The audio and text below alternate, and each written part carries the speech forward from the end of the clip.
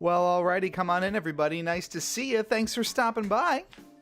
You're watching Hypocritic GG, streaming exclusively on Twitch. I'm Lou, I'm Cheat Speaking. We have a fun one for you tonight because we are playing Splatoon 3, which is always a good time. We love ourselves some Spla, but we are also finally talking about something I've had under wraps for quite some time, which is that I was on a game show just last night. If you watched Fox over here in the United States of I was on a show called The 1% Club. So we'll be, I'm sure, talking about that as people roll on in here. I'll go over the whole game show experience and what it's like to be on a nationally televised program, if you're interested in that sort of thing, and all sorts of fun stuff coming up. So we're going to just get right into the Spla and go from there, y'all. Lots to catch up on. Lots to do.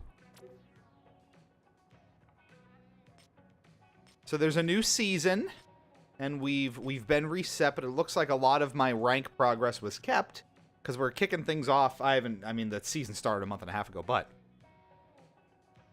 we're rank B, so I'm not complete scrub status, which is nice. But we're going to kick off with some turf war just to get the party started properly.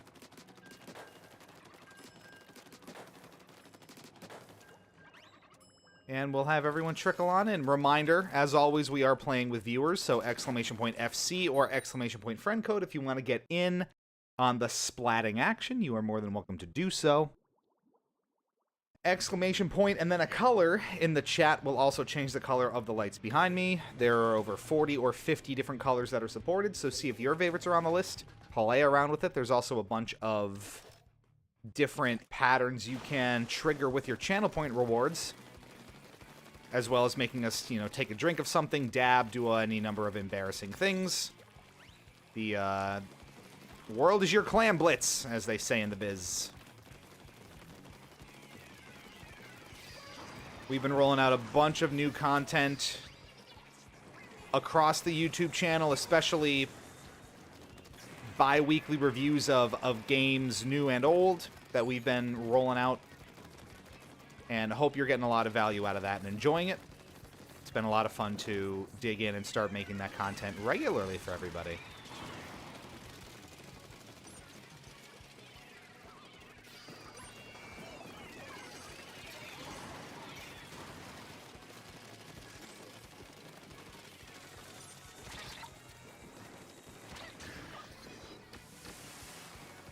Feels so different playing Turf War, having come from like hyper-competitive, super sweaty play the last few times that we booted this up.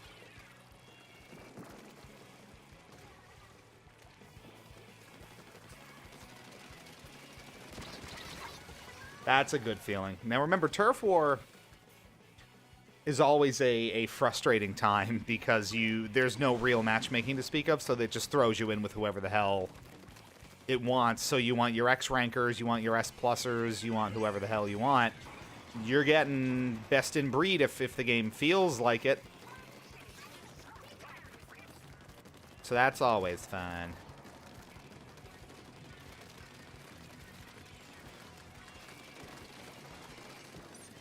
And we have to warm back up here a little bit.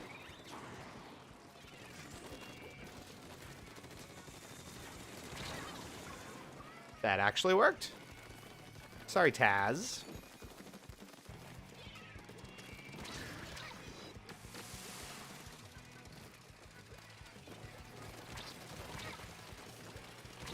There was work to be done. I can't booyah, I'm dead.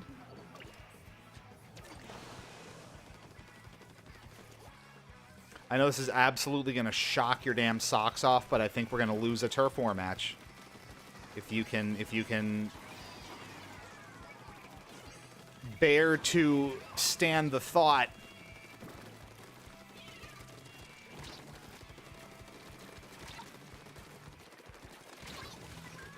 Well, when there's 3 of them on you. I've also just generally been finding recently Turf War not just very fun because of how lopsided it gets, how streaky it is, especially in the wrong direction where you can lose just so many in a row.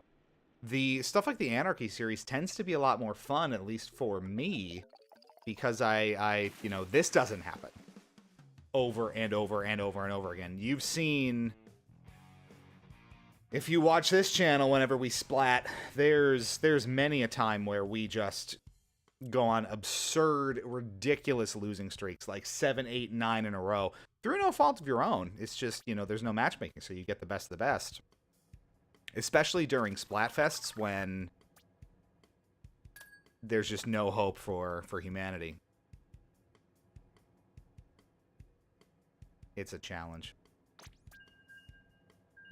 Now, I did not help much, that is true. Let's see if we can mix up this team a bit.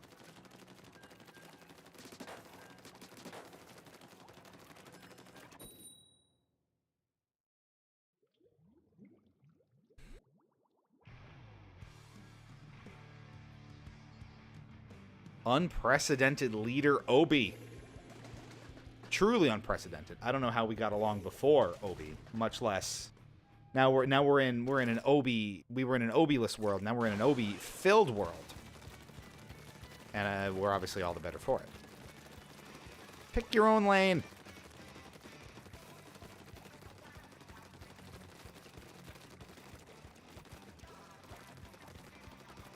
Cover your bases.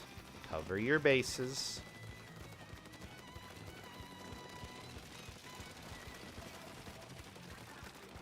Always important to do. Basics, fundamentals.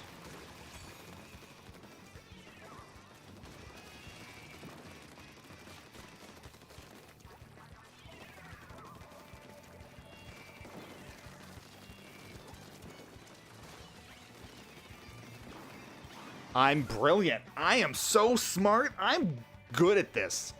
I'm gonna file a patent, get a Nobel Prize in good splatting, because that was a big brain move. You're welcome.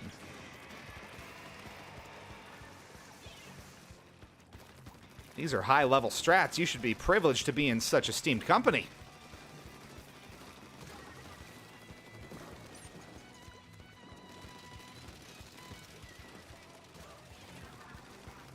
You feel me on this? I just want something that's not Clam Blitz for Anarchy series, so we can get in and start doing something else.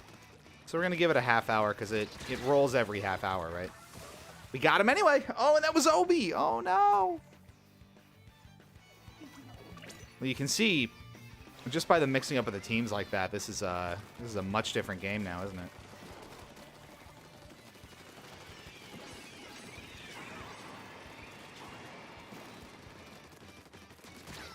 Oof.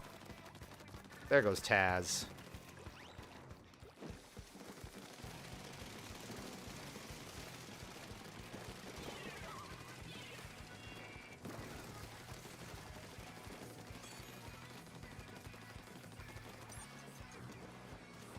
Get some coverage. Every inch counts. We know this.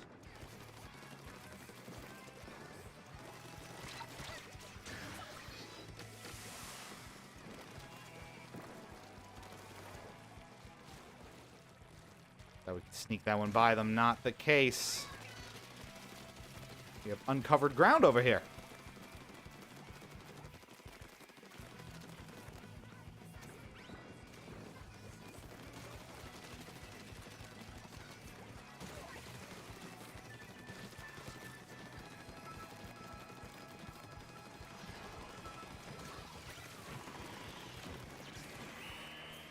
Okay.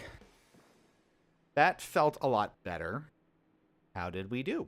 Much better. I think that's an A+. That's a victory, folks. And we like victory. Ugh.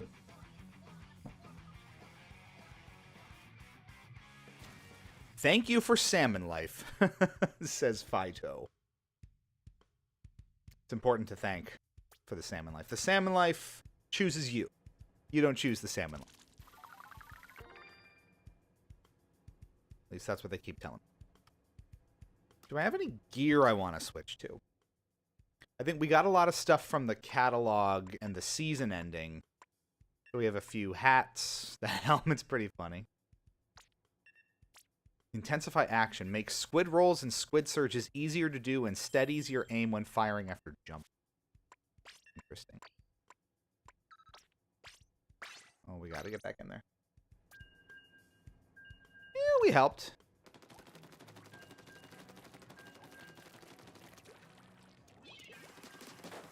It's nice to hang out in the lobby with your squid friends, isn't it? Oh, here we go again, baby.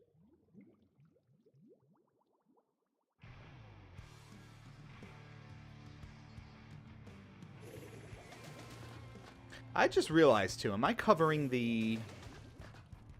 most of the UI here? I am, so you can't see my, you can't see the point count.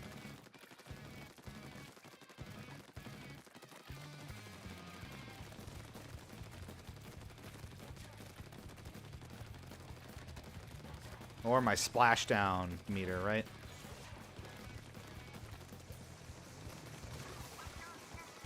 Hacks, admins, please fix. Well, they got chowdered so hard they rage quit. That's pretty good.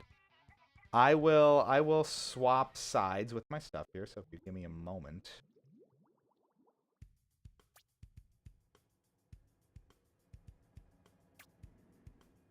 Whole lot of nothing.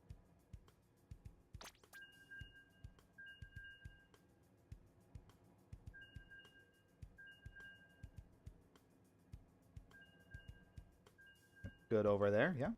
It's weird. It's weird seeing it on that side, isn't it? I don't like it. I do not like it. Sam, I am.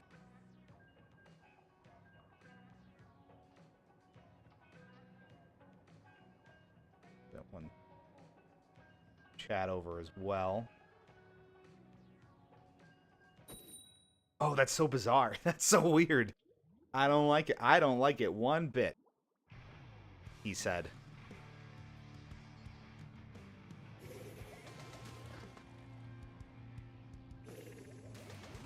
But it's better this way. Oh, that's so bizarre. See, look at all the stuff you can see now. Isn't that nicer?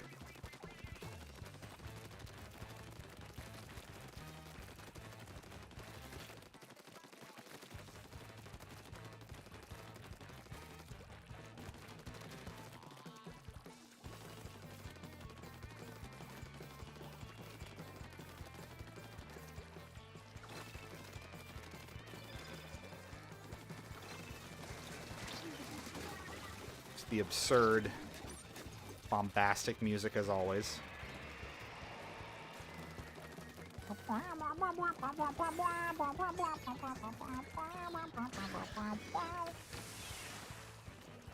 It's an assault on the senses. No. I love when they throw something out like that and you just immediately know it. Ooh.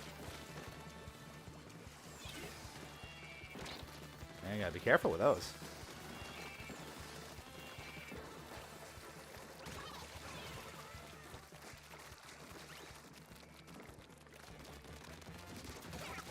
Gotcha. Now we're getting a little combative here. You like this? I almost got him. Incoming. Ink coming. Can't miss that one.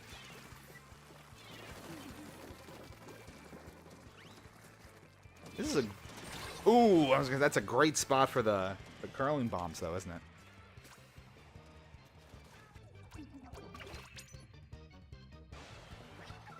Ink bound on you.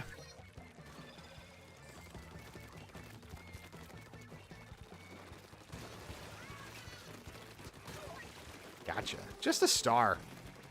It's like Prince. The name's just a symbol.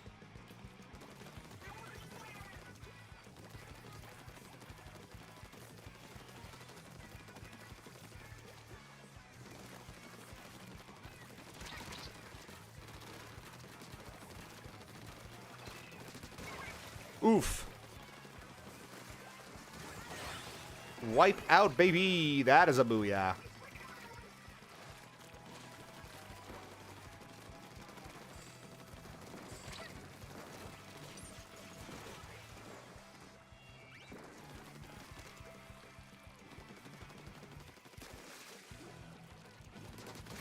Nope. Oh, they were making a run for it, too. Nah.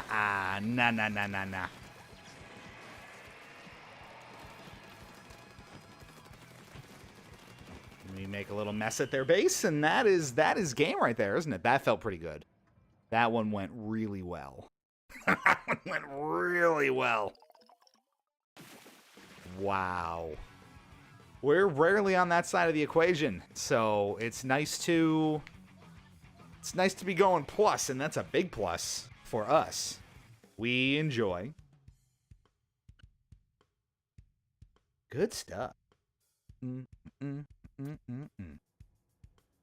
What do we think about kind of a double stream here tonight? We have a little 6-1. That's what we like to think. That was just a really good setup in that map in particular, where we kind of boxed them in closer to their base, and I was able to be really aggressive with the offensive action, which is not always the case in Turf War. That was nice. But I was thinking, you know, we did promise, and we ran a poll in the Discord, !Discord, if you are so inclined. Join the community where we post about things sometimes and talk occasionally. It was between Halo Infinite and more Nintendo Switch Sports tonight, and obviously I chose violence with neither. But even though it's more kind of set up and the look is not as clean, we could do some more Nintendo Switch Sports tonight. If there's interest in watching me flail around again.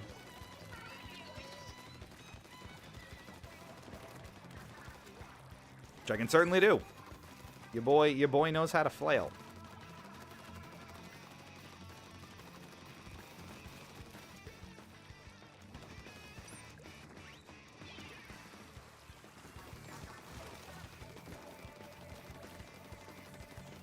I hear them, but I don't see them.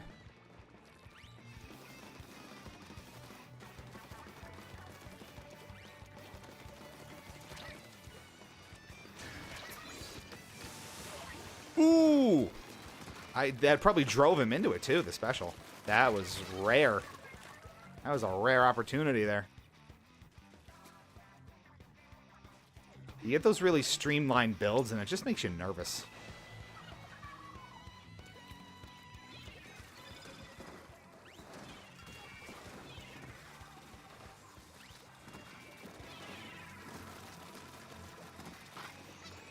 Oof! Yeah, I deserve that. Now, see, we're having the same issues brought back at us. We're getting boxed in.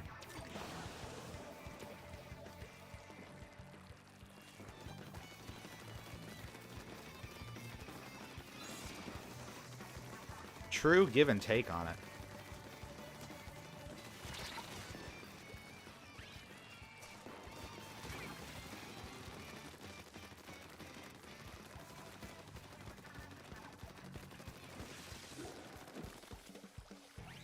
This ain't Jover just yet.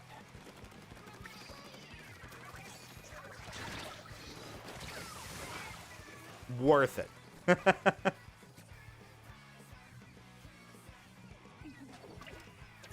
always comes down to the middle, doesn't it?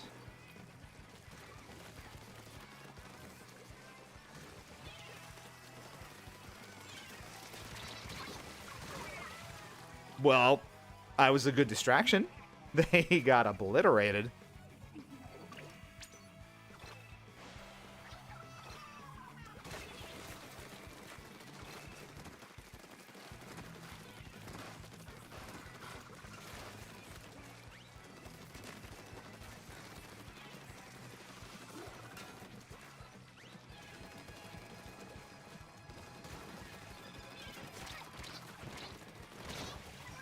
Kind of worked. Kept him back. Now let's see. The rest of the team was doing enough. That might be close. It was. As it turns out, it was very close. Gross.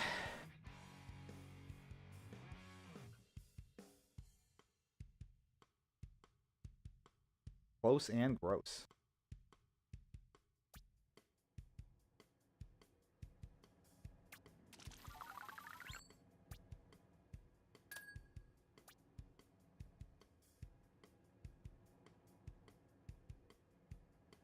Okay.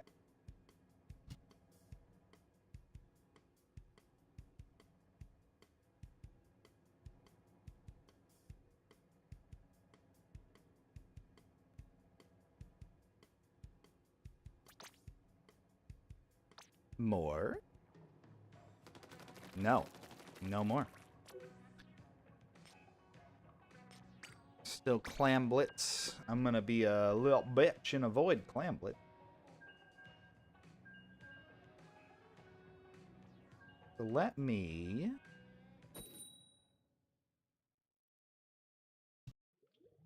While this is going, I'm checking in on some things in the background.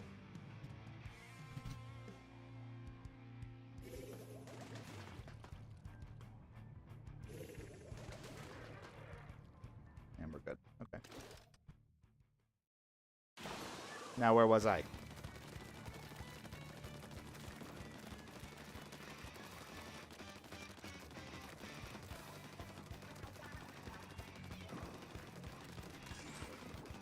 So like we were saying at the top of the stream, we got some fresh content coming for you. We've been getting a lot more consistent with the bi-weekly reviews. Quick little bite-sized reviews, 5-6 minutes or so, of games new and old, indie games, retro games, you know, whatever's on the docket. My hint for this week, I didn't even see them coming, will be, this will be the oldest game that we reviewed yet.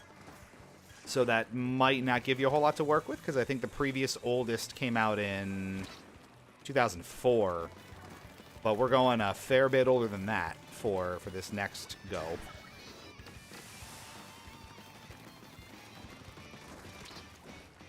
So we'll keep you guessing. You can guess. I'm not going to tell you. 1 or 2 more hints, maybe, if you're real nice. But that'll be out probably next Monday. Late Monday night, as has been the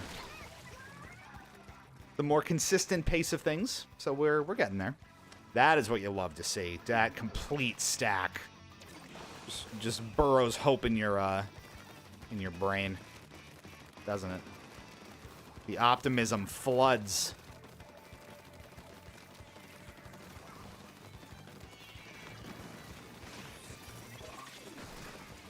Are they invulnerable in shark mode? Oh my god. Time to get squished. Understood.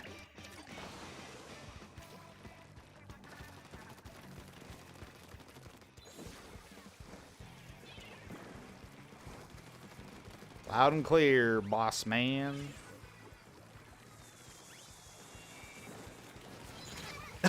Immediately punished for that one. They are a menace with that roller, I'll tell you.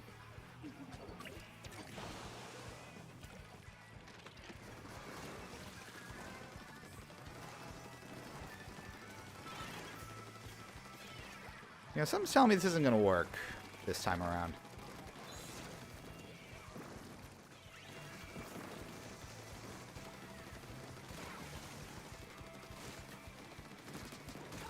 Call it a hunch.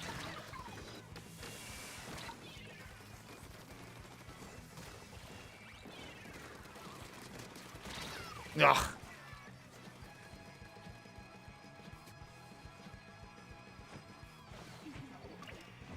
I'm suspicious that that one didn't go so well. I got like this weird hunch that this was not our game. My pal's back. There's Vinny. What up, Vinny? We're splatting a little bit. We're doing a little splat at the moment. We got a full throttle party animal over there though, so I don't know what you expect me to do. when faced with a full throttle party animal. It's literally National Lampoon's Van Wilder up in here. And there's not a damn thing you can do about it. That's the scary part.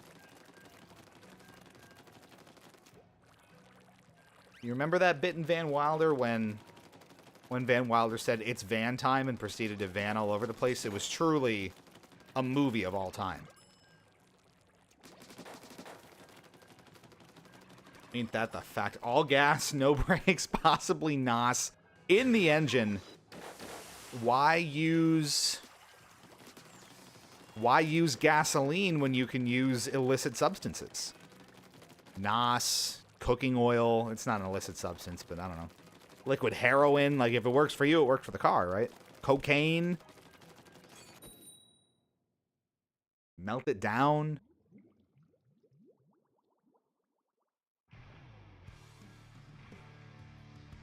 You can totally put just random sus powders in your gas tank, and your car will be fine, right?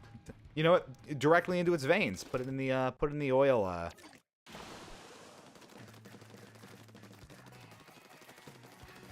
Chamber. I was trying to think what the. I couldn't come up with the right word for it. You pull out that dipstick. Oops, all cocaine. They'll never find it there.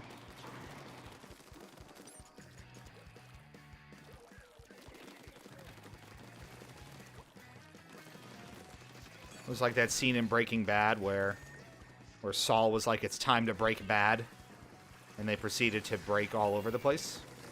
That's gonna be my theme for the night, I guess I decided. Oh, you really wanted me dead, huh?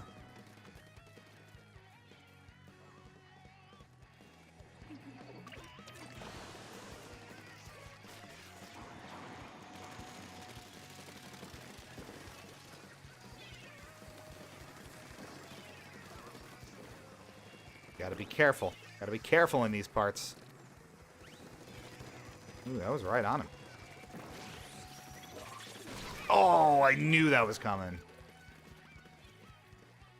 That guy in particular. Growing rookie with that level of refinement on the gear slots? I don't think so. You can't splash down on me. I only splash down on you. Bitch, please.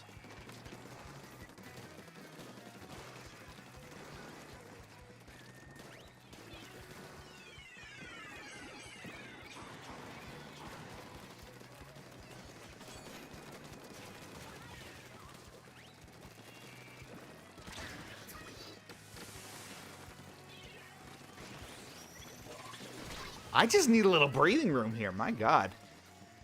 It's time to cheese this bag. This is not a very friendly group to play against.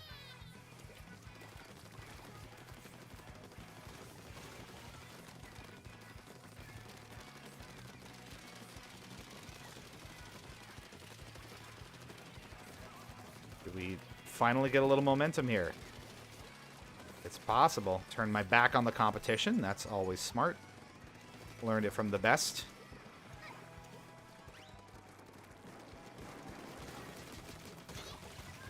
That even took a while. Even that level of, like, taking your time killing someone does not work out. And now we're all dead. So, the middle's going to be a disaster, and there's 13 seconds left, so we're going to lose. You get wiped in those last, like, 15, 20 seconds. You just, I mean, you lose. Look at this.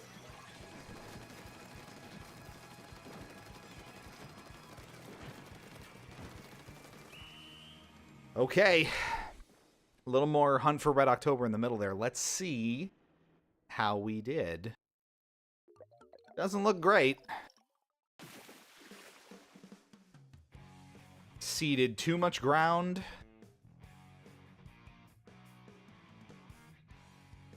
They look like they're in cahoots, those middle two. I don't know about this. He's even, like, bird strutting on you, like, fly eagles fly over here. I don't know about this.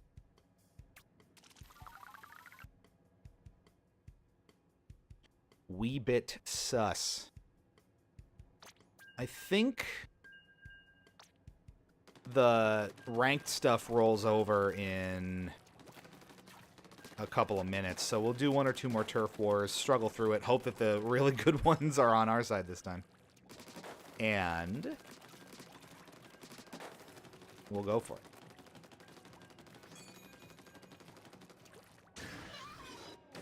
Bam. Pain. Hashtag pain.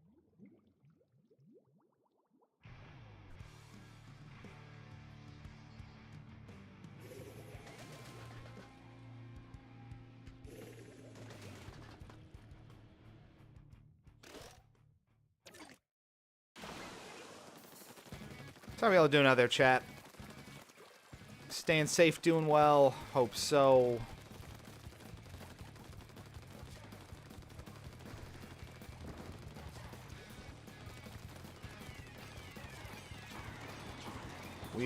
We're just splatting here tonight. You know, it wasn't really on the agenda. That wasn't the intent necessarily.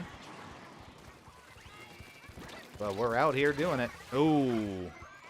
That was a trade. A trade, as it's known in the biz. A Splatoon photographer? I don't know, it was picture day.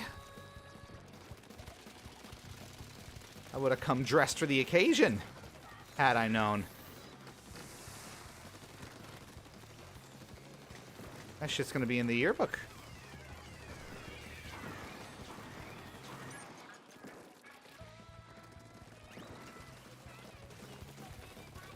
Okay.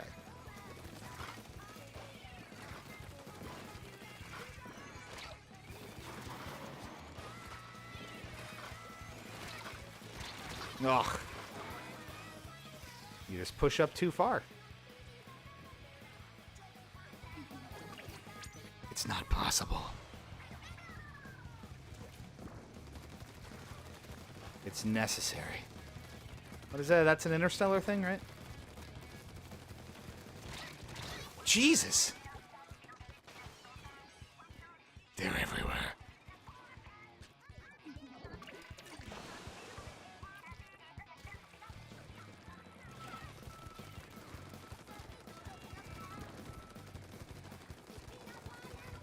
See, now we gotta be all busy and concerned about our half of the map. Let's see if we can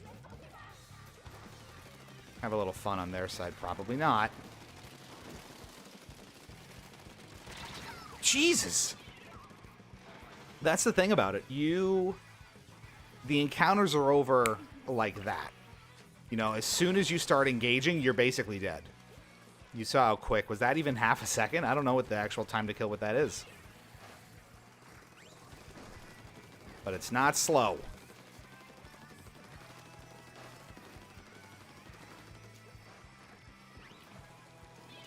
So, you know, they see you coming, they get the drop on you. That's it, me boys.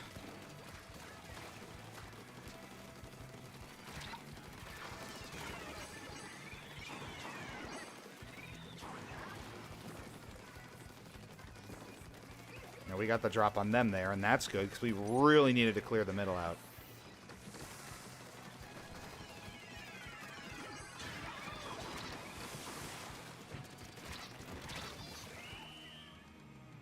Hopefully that was worth it. We had a good run at the middle there and reclaimed a lot of time. Actually, I think that was it. That turned the tides of this battle. How about that? Enjoyable. Well, good. Ugh.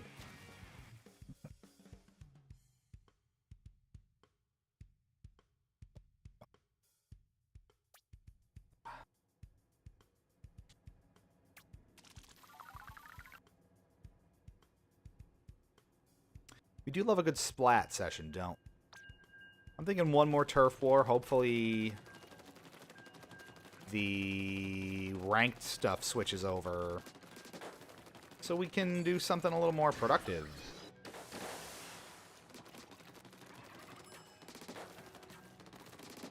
See if we can't ease back into this.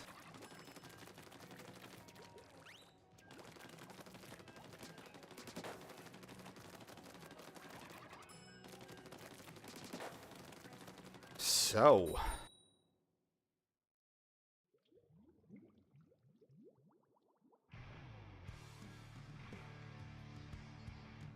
I like the maps, though, too. These are... So, baby, we easing. Said no one ever. I'm pretty sure you broke ground with that.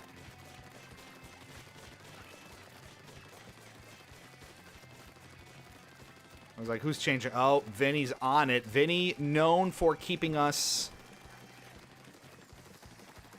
synced and coordinated with our color schemes in the background. You too can assist, although that is very clearly Vinny's job, and I know he takes it very seriously. Exclamation point and a color in the chat. Do I look like? I don't know. Map is the structure asking me that?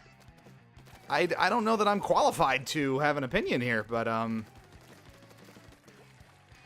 I think sentient buildings and constructed things are you know, the topic of the day here, if we're gonna go down that route. Jeez.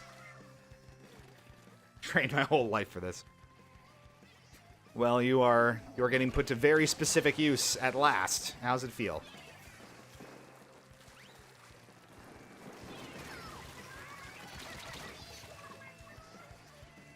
That was impressive.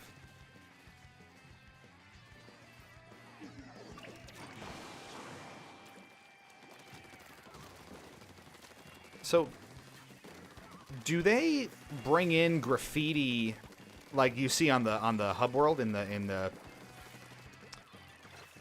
menus? Do they bring that into the maps now? Very cool if so. The splashdown got me. I deserve to lose here because the splashdown got me. That's like getting beaten by a Rosalina in Mario Kart. You cannot be destroyed by your own weaponry, or you lose the right to use that weaponry. It's that simple.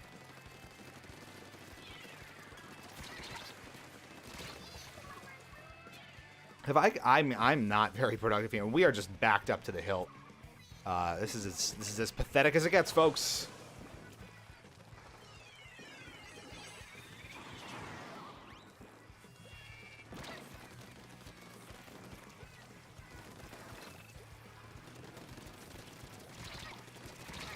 I can't even... They are just immediately... Get fucked. That's the rule. If the beacon's all set up, we can't get anywhere near them.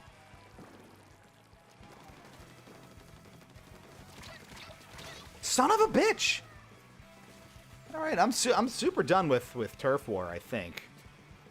This is discouraging enough to call it, I think. Hopefully Anarchy series gives us something of note here.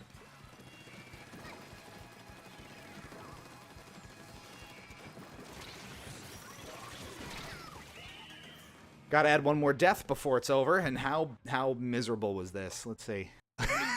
Oh man, oh, what's that gonna look like?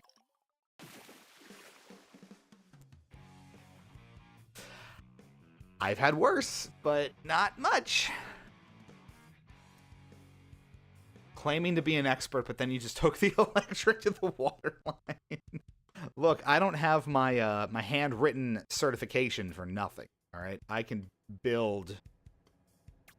Just, you know, maybe have someone actually inspect the results. All right, so we're updated.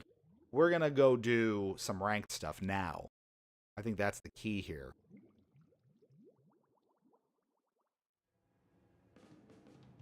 And what have we? Anarchy Battle is tower control. I can work with that.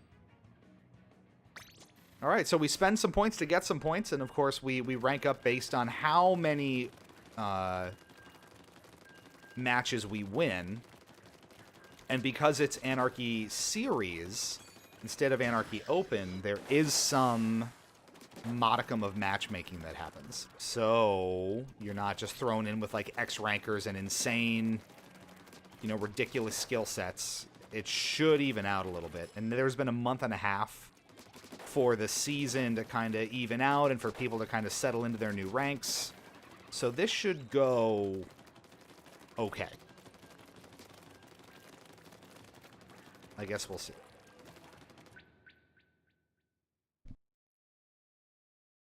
Who am I connected to? Explain yourself. I like how that somehow kicked me off of the entire internet, too. One or more players disconnected. It was you. We kicked you off, specifically. Get over it, Chungus. You ever just take it up with Big Chungus? I think that's the key. You got a problem? Got an issue? Here's a tissue? No. Take it up with Big Chungus. That'll set you straight. Is it really Spla3 without... I mean, we're just going to call it Sweat3. It's Sweatoon, it's Sweatoon 2, it's Sweatoon 3. Sweat3 is just the kid's name for it nowadays.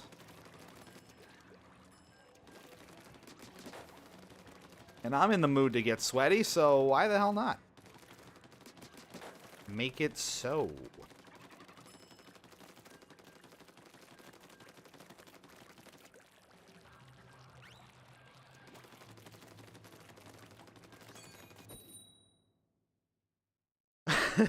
Chungus Among Us. What a meat maggot. What a terrifying fate to be subjected to. A full-on Chungus Among Us. It's spooky. It's truly spooky.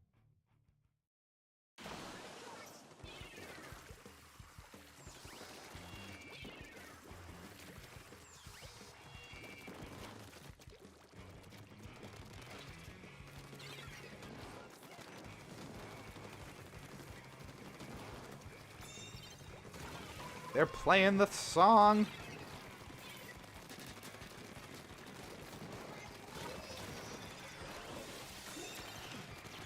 Oh, I saw that coming. That's also really encouraging. I love seeing those insane builds and just understanding from the very beginning that you are fucked as can be.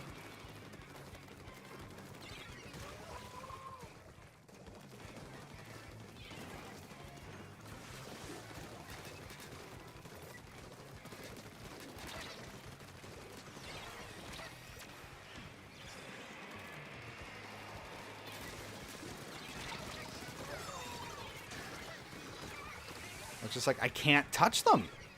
Truly. They're all specced out like this. This is nuts.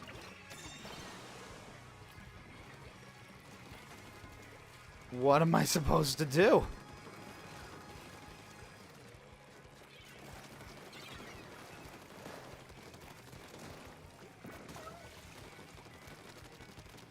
We're getting a little momentum here, maybe.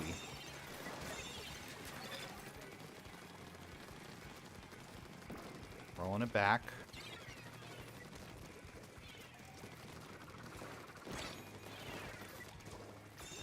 I disagree with that one. All right, we're kind of... Okay. The bubbles absorb your shots, I think, because the guy was standing on the tower just lobbing like crazy, and I wasn't touching him. Either he's incredibly hashtag thick with like 4Cs. How is it moving that fast? You saw that, right? It was like they were speed running our innocence over here. I didn't like the feeling of that at all.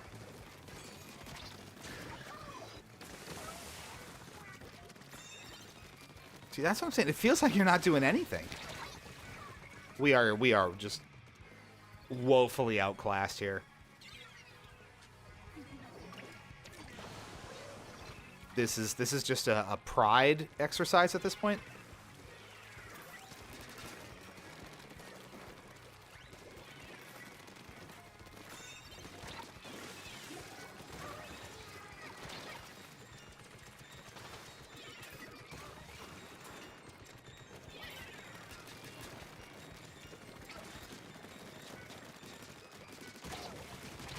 Oh, I mean, we got it most of the way back. I don't know about that. Just terrifying stuff. But we're also down a person. Isn't it supposed to stop?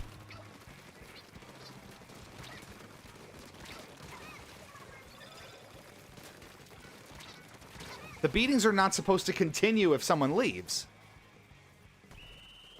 That's mean. That's not cool.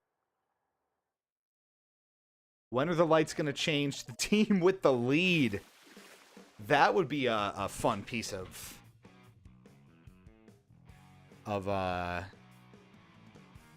tech to roll out. Dynamic lights that change with whichever team is in the lead. I guess you just somehow read off of the tower control who gets farther and change appropriately. It's got to be different for each game type, too, because each one has different... We are absolutely not doing that again. Thanks, Ra. Or does it... Does it not stop in ranked? Because it cuts you off in Turf War. I don't remember. It's been too long. We haven't played this in a while. So I'm just giving it a minute to... He's a fillet of thick. Lose pride is being tested. The Vegeta arc has begun. Look, I have no pride. How you doing for it? I have no pride. I need a list of applicable colors. I'm just gonna send you the back end for the color system, just so you can see everything that we actually have access to. It's secret, because they're supposed to test it out when you come check out the stream. But no, there's no pride. Where's their pride or shame or... Well, there's a lot of shame. I have no pride and a lot of shame. That's my MO.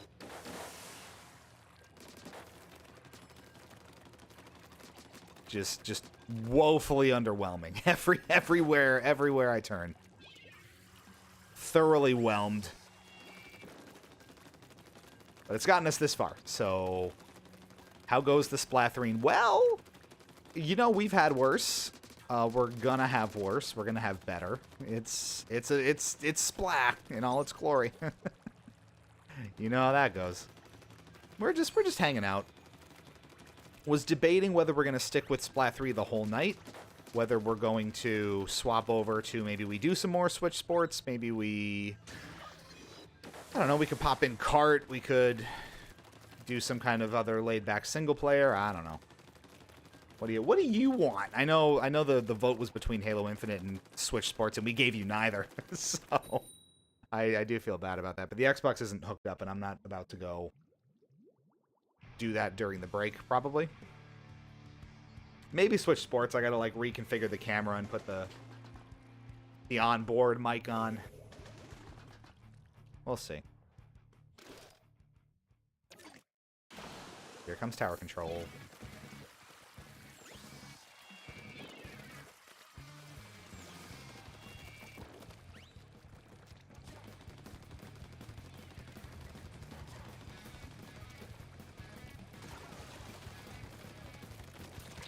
Ugh.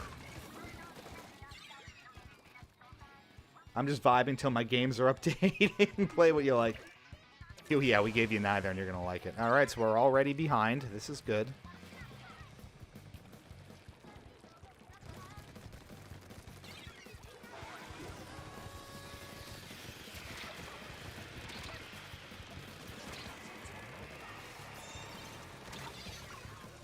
How is this going worse?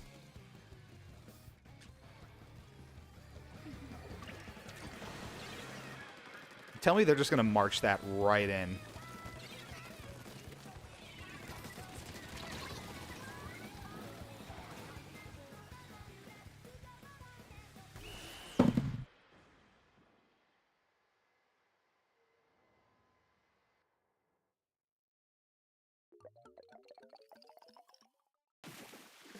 I don't think we're playing this all night. I have a sneaking suspicion this can go piss in a biscuit. That was fucking pathetic. Okay. It's gonna be that kind of night. I get it. Any hint on what the next review is? We were talking about this before. The one hint I gave, you can fish for more specifics if you want. It's gonna be the oldest game that we've reviewed yet. Now that gives you a whole lot of wiggle room, because I think the oldest game we reviewed was 2004, but it's definitely older than that. So fish around, ask questions if you're curious, but it should drop next Monday, late in the day, which I think is the cadence we're starting to get into. Every other Monday, late afternoon, Eastern time. Like, you know, based on kind of what's established to be the, like, quote-unquote optimal times to post a video, it's usually, you know, late afternoon around dinner time, Eastern time. 6, 7 o'clock. So expect it then. It was either 4 or like 6 or 7 o'clock Eastern. So we'll, you know, it'll be posted around. You'll know when it's Have neither of those have counted as a loss though, it looks like. Because those Splat logos under the 5 circles would be X'd out if they were counting as a loss. So, I'm wondering if we lost... So, we lost somebody in that first game. It didn't count as a loss. Did we lose someone in the second game, too? So, it didn't count either? Or is the game just really having mercy on me here? Let's see.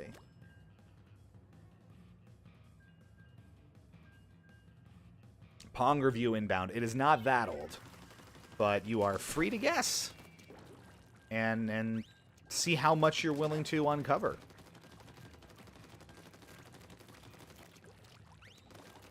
It's a fun little game to play at home. Get in, loser. We're biscuit pissing. The Division 2 has some minor controversy recently. Did it really? I did not know this. Let's look it up. News. Seasonal model rework. Oh boy. Alright, we'll dig into that in a moment.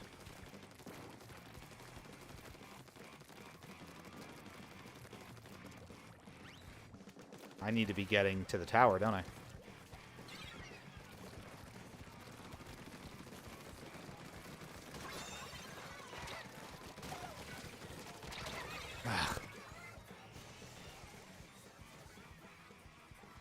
Okay, let's focus up here. we can't keep losing.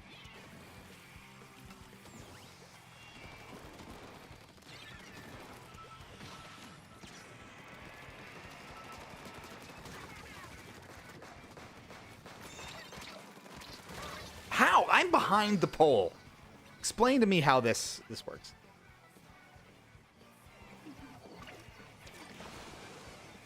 I could have spawned on them, probably. But I don't trust myself.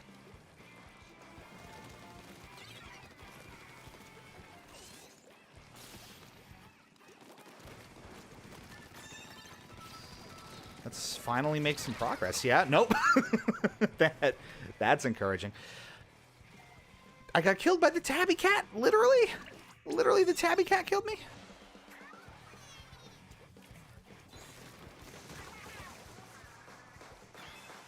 Alright. Well, I'm going to make some progress here. At last. Splat Queen ain't got shit on me.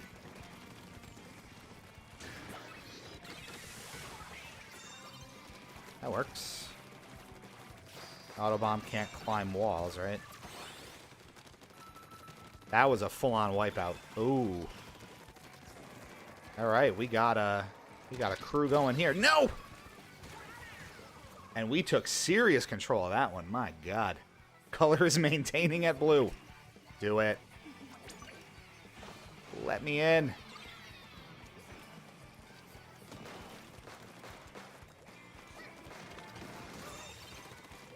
I was like, they are just running away, huh?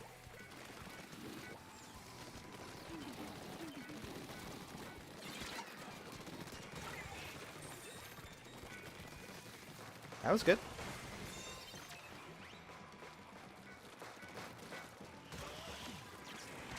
Oh, I didn't even know. I didn't even know that was coming. Hurts me. That guy, Myrock, is just an anchor point for us up there. I'm going to stop saying words because as soon as I point something out about the game, I'm immediately proven distressingly wrong. So that's got to stop.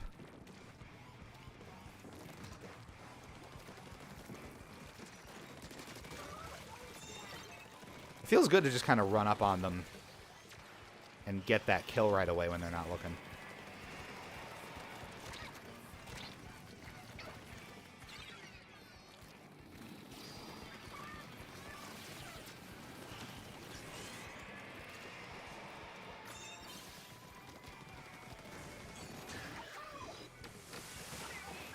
I saw you. You can't come for me in that way. Ouch. We're holding pretty strong here. Might not make it a full wipeout, but we're here. We're in this one.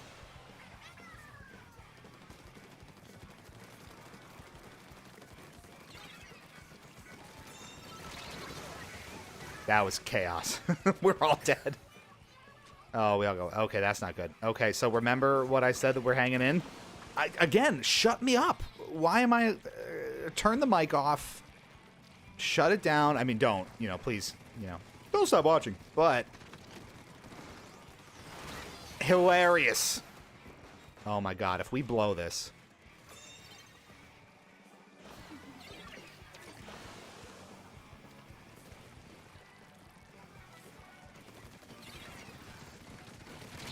Oh my god, we're actually gonna... Are we gonna... Please tell me. That is way too close. We gotta get on that.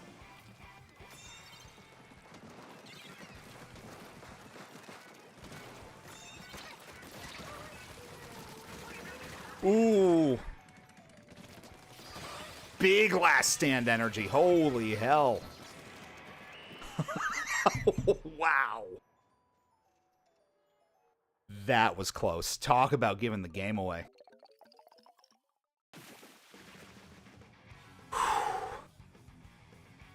That was spooky.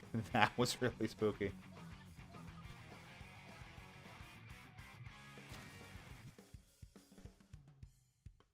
Someone asked, Ford asked, what generation is the next review from? It is from the fifth generation of consoles. So that includes the big ones, the Nintendo 64, the PlayStation 1, and the Sega Saturn. There's your hint. You can probe for more if you want to try. Have a fun time playing Splatoon Challenge Impossible. Yeah! I mean, it's not a good time. Oh, you're doing a Turok review. Maybe. We're an enigma. You never know what we're gonna pull out for all y'all. Now, I will say, you know, after this one, you're gonna be getting a lot more Perfect Dark just in time. Maybe. There's additional reviews coming off schedule, too. So in addition to the, you know, bi-weekly ones on Monday of usually some retro game or older title, not something, you know, immediately new that just came out, we do have a couple planned that are new and just coming out. So if all goes well, this is part of the PAX festivities. Jeez. We have 2 additional reviews coming. One, I think, is going to drop August 1st. Again, these are you know, going to be off-schedule new game releases that we'll be taking a look at.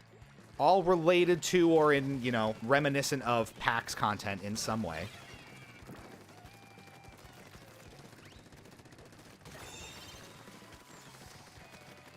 And then one should, if all goes well, because I'm not sure if the game's actually coming out on schedule or not, should be coming out mid-August. So 2 additional reviews on top of the scheduled stuff for you. Don't say we never did anything for you. Ouch. But we got it there and took the lead. Meatball. Oh, Meatball, go down.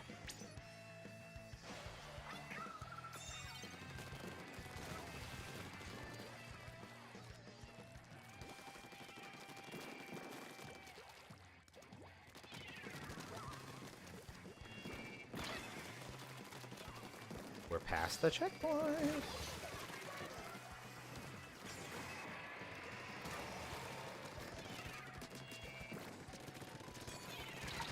Oh, I wanted that splashdown. We were really pushing in, and that's a pretty good push. We got to the second checkpoint. I'll take that.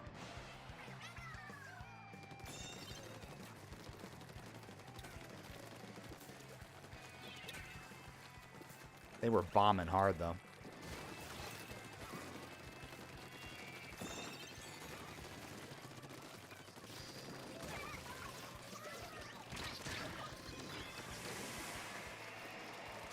Those booyah bombs. Oh, they're going to want us real bad here. Can they do it? Just barely defended. 6 paces left. I don't know what the actual point value for that is. A point, an inch, a pace, whatever. A splat.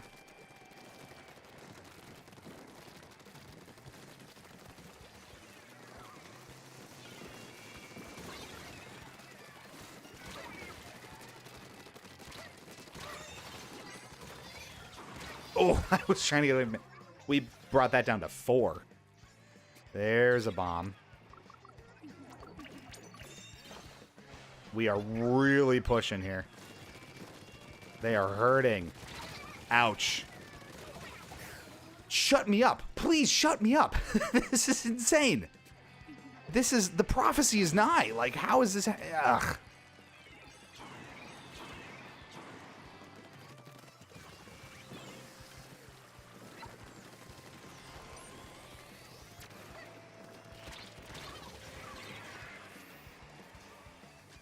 We all died again.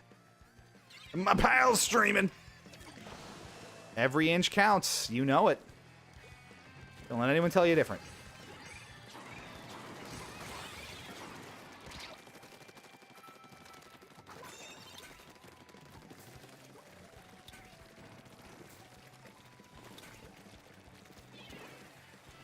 They are inbound.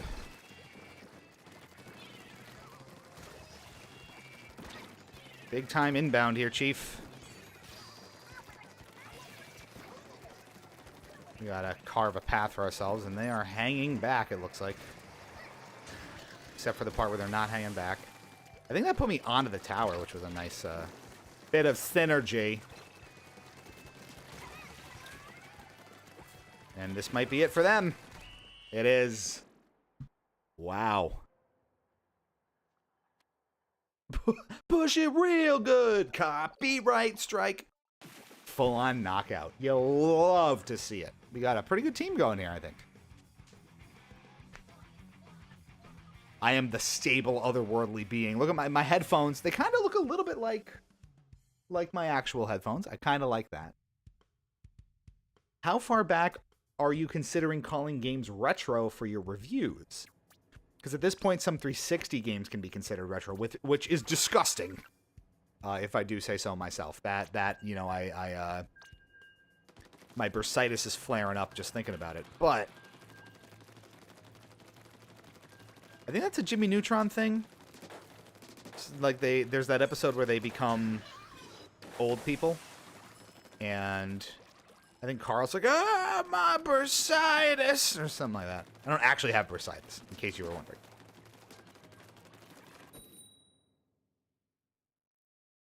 Let's see. Oh yeah, so how far back? I mean,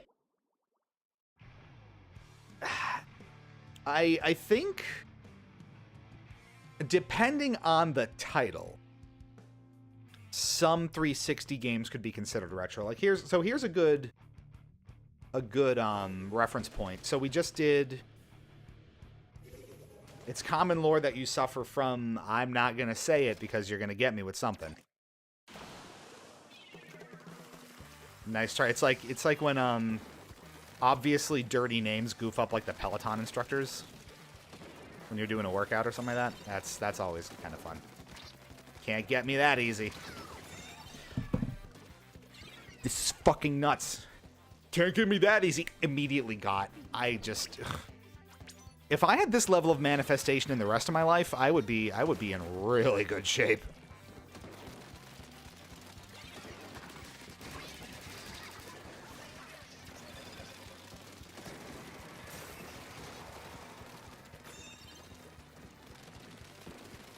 The vantage points here are excellent. Of course. Get that Zuka away from me.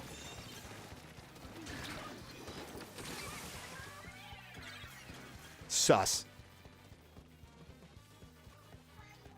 That's what my uncle from RDR says he's suffering from. It's just lower back pain. Oh, I thought you were Pelotoning me.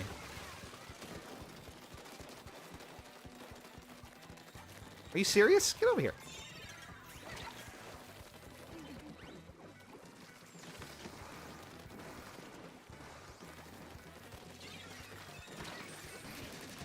No mercy over here.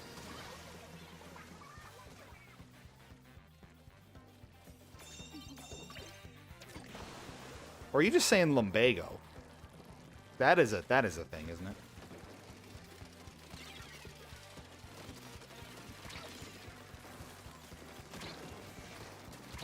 Ugh. They are persistent little bastards. Like my therapist calling me Miss Fauci when that is not my name. No, you are not Miss Fauci. Even I know that.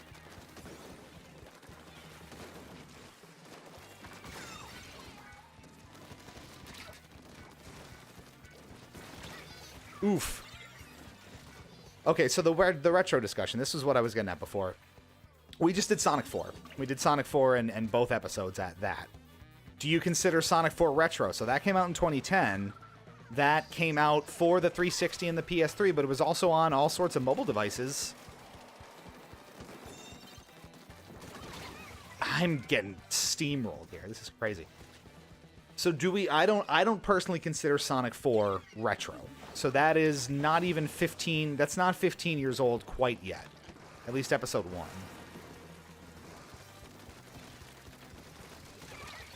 However, you could argue that maybe some, 360 launch games are coming up on let's say 20 years old. That would probably qualify, right? We got cucked and fucked. Okay. That didn't work.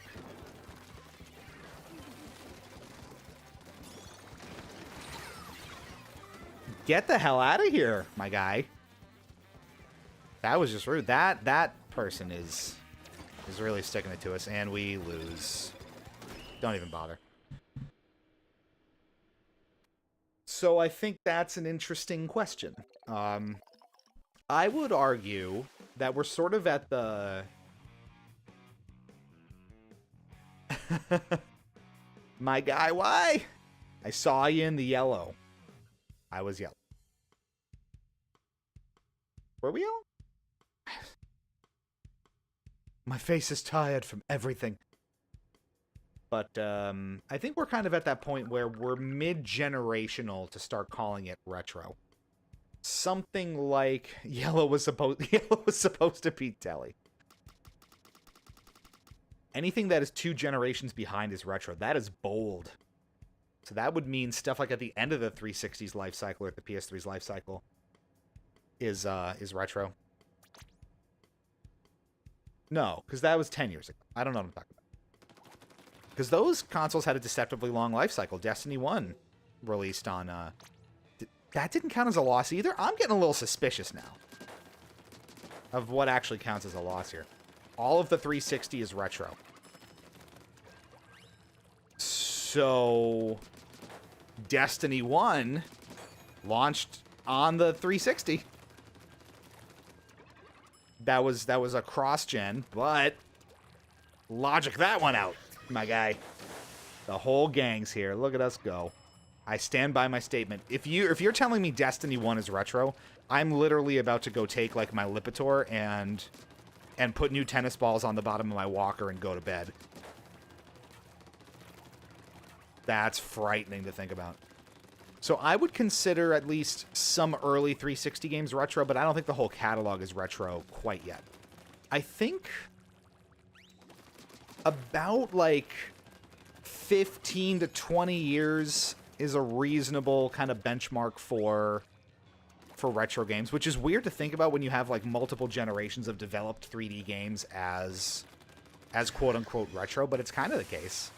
We did Everything or Nothing. That came out in 2004 for the original Xbox. I would certainly consider that retro at this point, as is the entire Xbox library, but a lot of 360 games, I don't think are maybe quite there yet. Like, do we consider Halo 3 retro? I don't know. Halo 2, maybe, and even that's a little weird to think about. Because that is also 20 years old, so if Everything or Nothing is retro, Halo 2 is retro too, and that's just bizarre. The controller's not even playing. It's just playing itself, John. That is a really interesting shade of green, and I think I like it.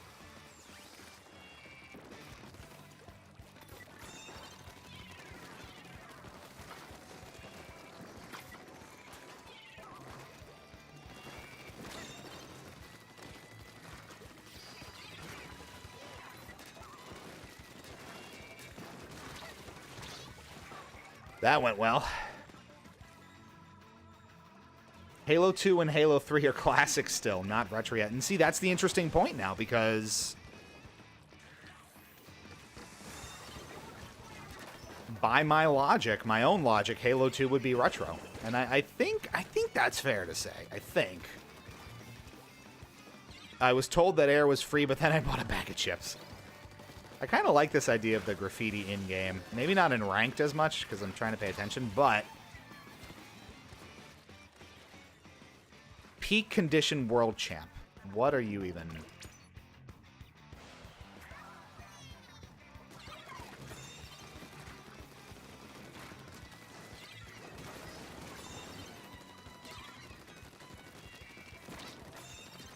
Die already, Khaleesi. So it's maybe a weird question. That would be a good... I'd love to get the broader internet's opinion on that. Like, what's really considered retro at this point? Mirror's Edge can't be retro. That I agree with. So that came out in, what, 2007, 2008? That's starting to cusp, because that's over 15 years old, right? But we're going to get to the point probably in the next couple of years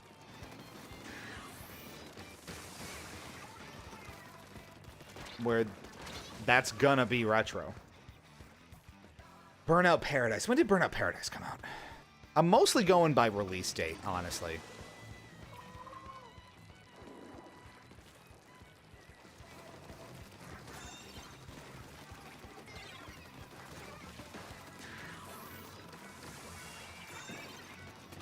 God, they're coming in behind us. Oh, Jesus. And we're all dead, so we're just gonna lose again. It looks like, unless we really have a good stand here.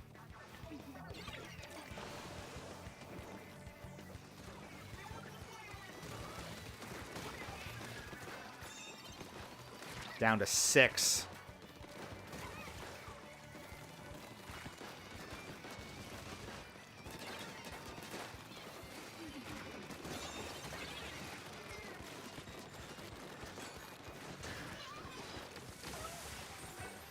I'm just over here like, why won't you die? That Austin Powers bit. You can't win, Powers. Now we're getting somewhere.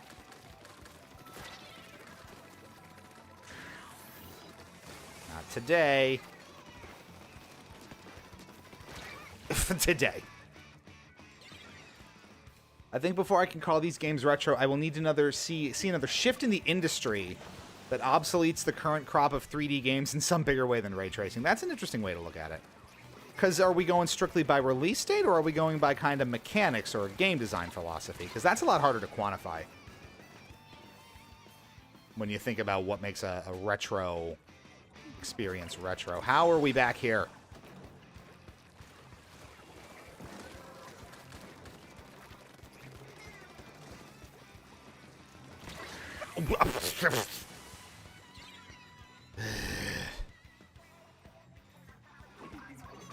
Fighting for my life out here.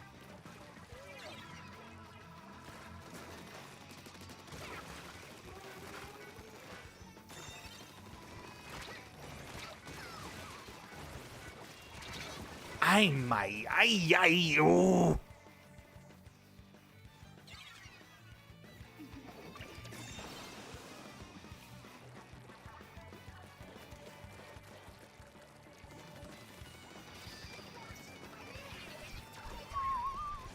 We need, like, this has to be the entire push right here.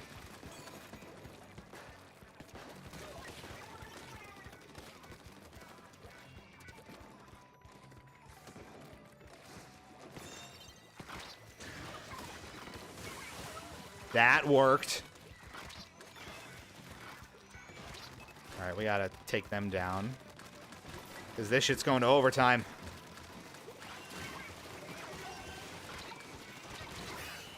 Damn. we were making a break for it at the end there. I'm not upset about that. We were pretty well outclassed for a lot of that. But a good little push at the end. If I could run them with upscale textures and they look and feel as good as an indie made with today's tech, I can't call it retro. When I think of retro games, I think of game systems that change how I interact with the game, reduced button sets, reduced color, pixel sets, limited hardware. That's an interesting way to look at it. I guess I'm coming at it from more of the strictly kind of length of time since we've had it. So when someone tells me Halo 3 is approaching retro, I can't rock it. What exactly is retro about it? Age? Retro is indicative of an older technology and interface, which is interesting, and that's where the sort of level of the 360 library comes into play here. Where there's some, especially like kind of older launch titles, that probably would classify it at that point. But you have, and like 2007 I think is a really interesting flashpoint for that, because you have a lot of those titles where some may consider retro, some not. Where you have, because I've been thinking about that. A few of those games that came out that year recently anyway. So like Super Mario Galaxy, Call of Duty Modern Warfare, like Call of Duty 4. You had the original BioShock, you had Halo 3, you had just a whole bunch of games where some, I think, would argue, where, you know, a lot of the Wii, for example, might be considered retro because it's been so, by that own logic that you're talking about, has been supplanted by the Switch, which essentially takes all of the mechanics that the Wii made popular and successful and generationally leaps them to the point where the Wii is objectively kind of obsolete from a play perspective. So one would argue maybe by that logic that like Wii Sports is retro, or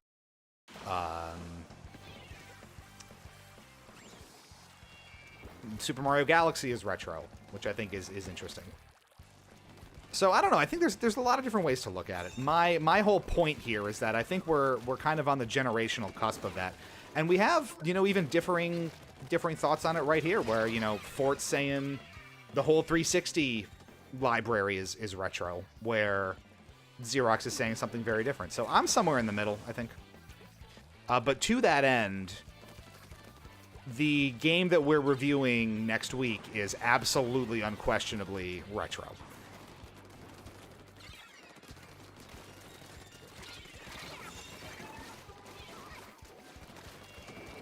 How did that... Okay.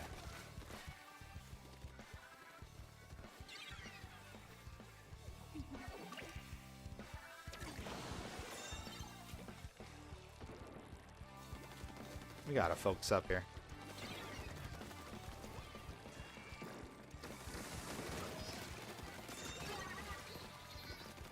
Got him.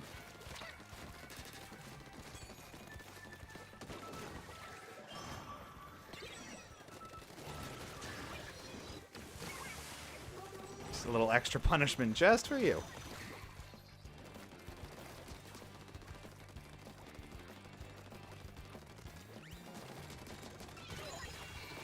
Oh, they can't keep getting away with it.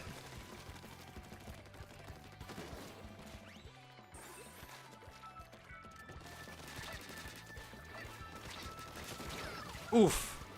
Brella just wiped the floor there. Why is Tabby always on the other side? Oh, please help me. Help me help you.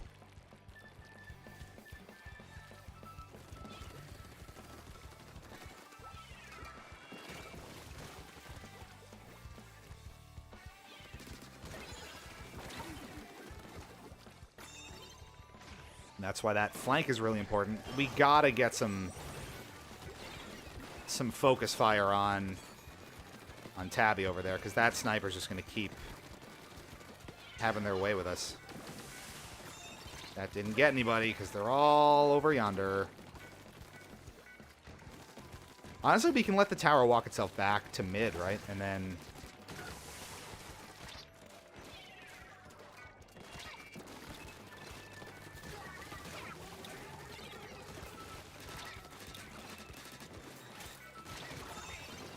umbrella is annoying. We gotta make some progress here. Oh, boy. I don't know what to tell you, man. All right, wait, I'm gonna catch up on this. Let me play the game for a hot sec here. Oh, Jesus.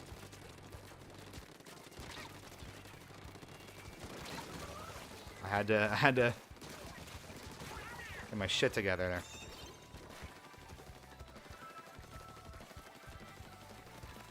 See, the problem is I can't get him up there.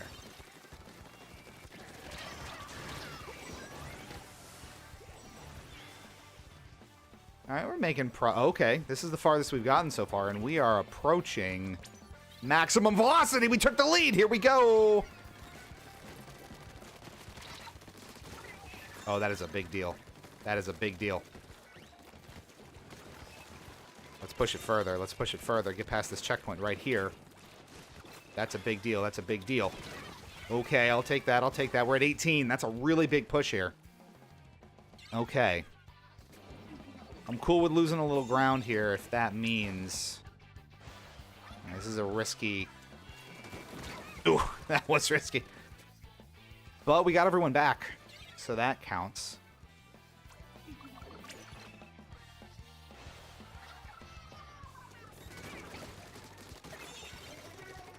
Right on him.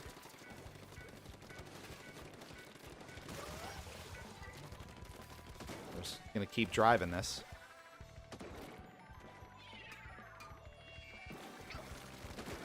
How much farther can he go? We got it to 3. Oh, man. That was a quality push right there. Literally, the founder of gaming killed me.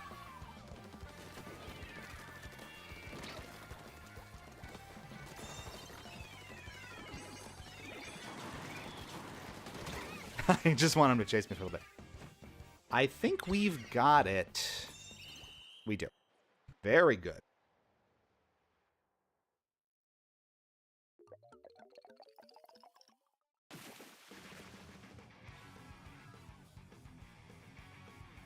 Okay, we got a lot of,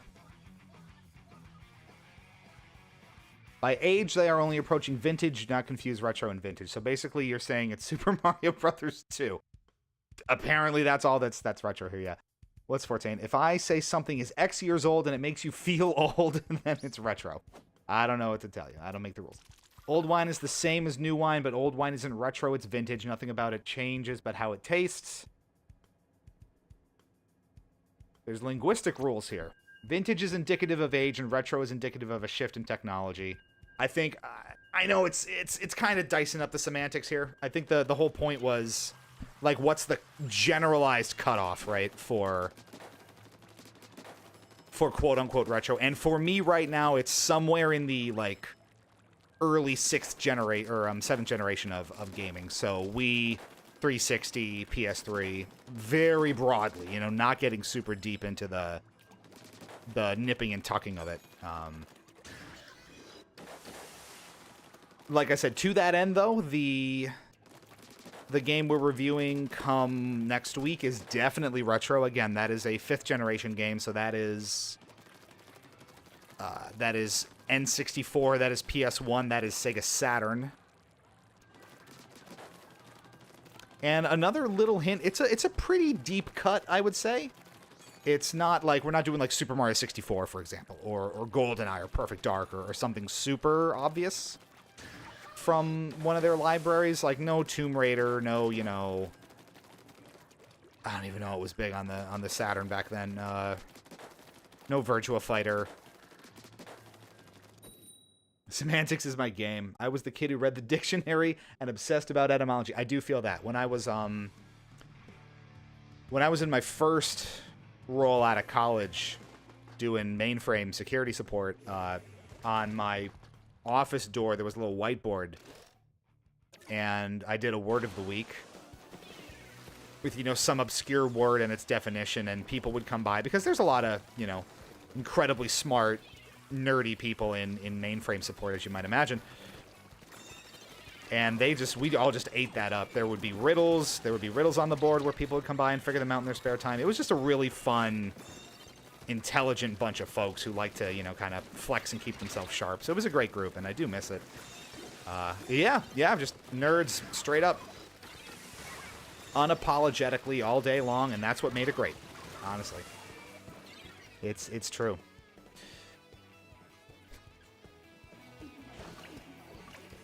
So we had a pretty good push there. This is going to be risky.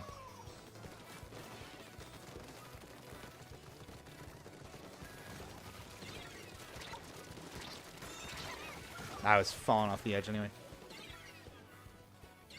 It is an interesting point, though. We, retro, especially as we age, you know, retro gets a little more sensitive. Also for kind of personal reasons where you maybe don't want to feel old. And you don't want those experiences you grew up with or even held dear in. They are just running past this. We got successfully distracted and wiped out, so we are going to get the floor wiped now. We might not even stop them here. Yeah, not even a fucking chance. Good job. We deserve it. Ooh, that got out of hand quick. You know, I don't want to consider something like Halo 3 retro. I don't want Super Mario Galaxy to be retro. I don't want, you know, those games that are near and dear to me that were so definitive of their own time to be retro. What's really going to hit, I think, and make it, you know, kind of existential crisis-y is when Mario Kart 8 ultimately becomes retro, because it's going to happen. The march of time will ensure it. But when that, you know, kind of objectively gets to that point, that's when I'm going to feel like it's Jover. I shouldn't have stuck with this team, I don't think.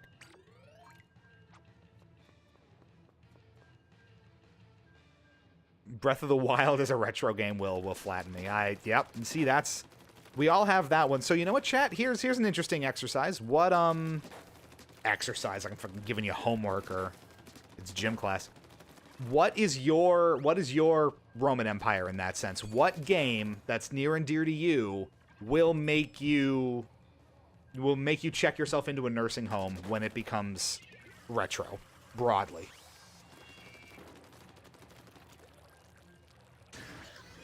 So for Xerox, it's Breath of the Wild. For me, it's Mario Kart 8. Speak now.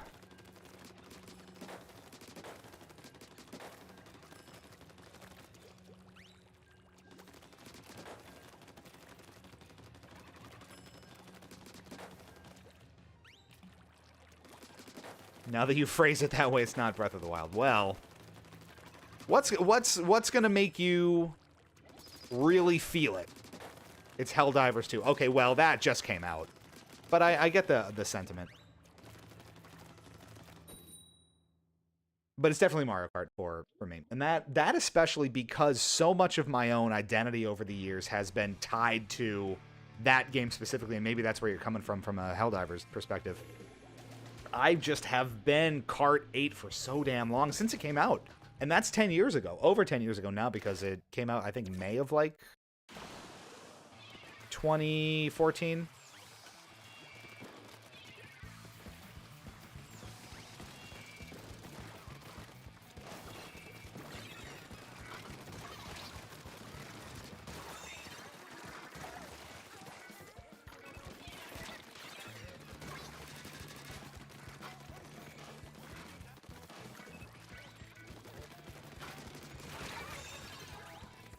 That's going to really hurt. So much of my identity having been tied up in that game, like I was saying. When that officially kind of goes out of style and I'm really, really past it, oh, man.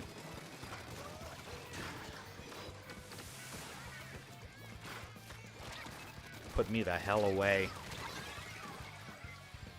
Smash Ultimate then, or GTA 5? GTA 5, I think, is going to be a big one for a lot of people. You think about how long that game's been out, how popular it is, and how it just has kind of seared itself into the popular consciousness for so long.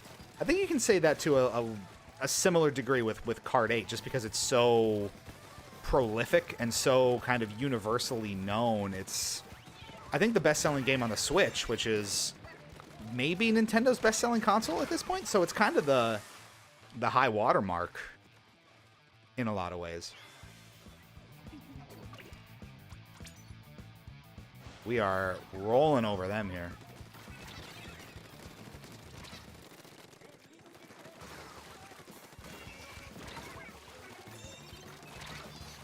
Now it's fun for a change. It was technologically defining. That was just a landmark title. It is, and I think that's a good way to think about it too. Those landmark titles, as they start to shift out of, you know, focus, and things start to eventually replace them, because GTA 6 is coming, and that will kind of mark the end of what has been a very long era for a defining title like this. How did you avoid? So it'll be weird. A lot of those games that came out around the 2013 to 2015 timeframe, once those really start to roll away, that's when we're going to need to break out the walkers and such. Can you feel me on this?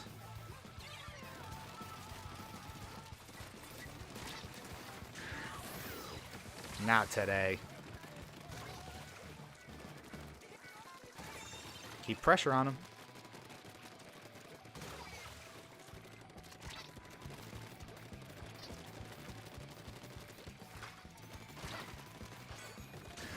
Oh, I was waiting for it. They all got away. Oh, they are all lined up here. One well-placed special, and that whole team was down. That's pretty scary.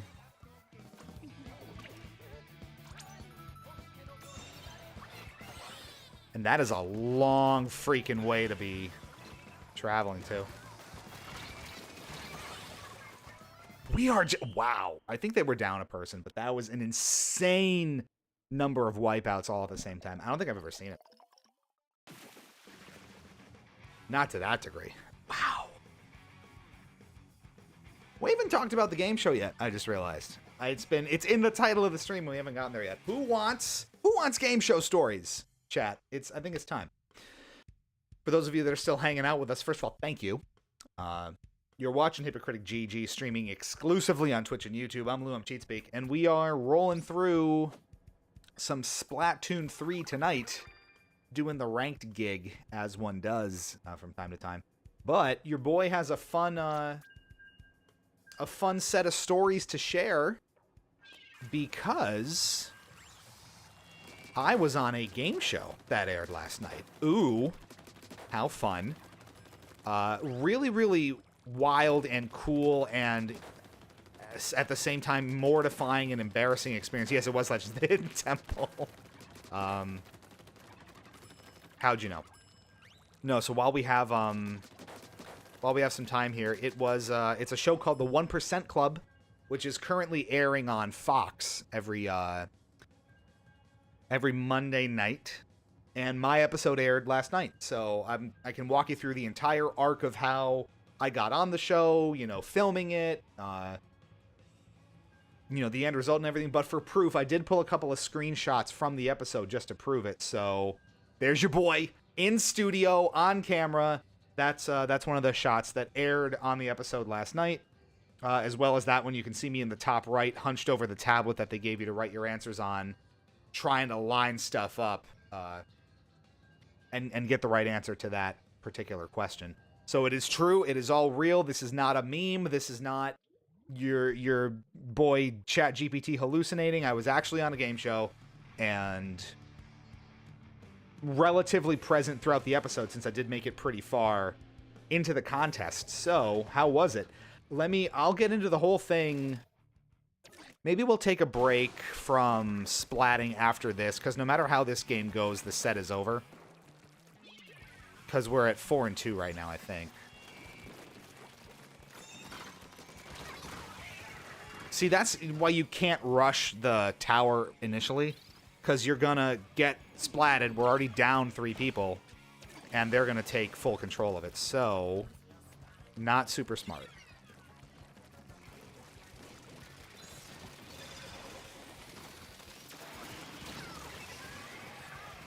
And you can see they're just going to march right through us. So, maybe we're going to get fast-tracked into...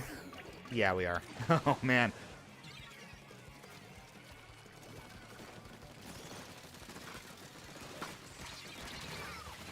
So we're literally not putting up a fight at all here, huh?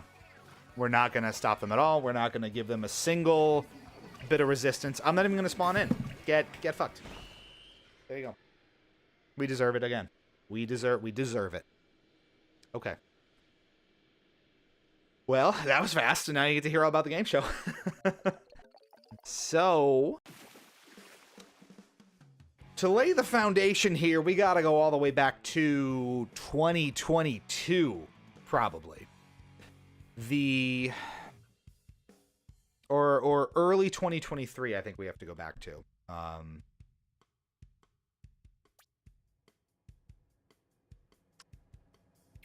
So, even before that, I tried out for a game show that a lot of you are probably very familiar with called the $100,000 Pyramid.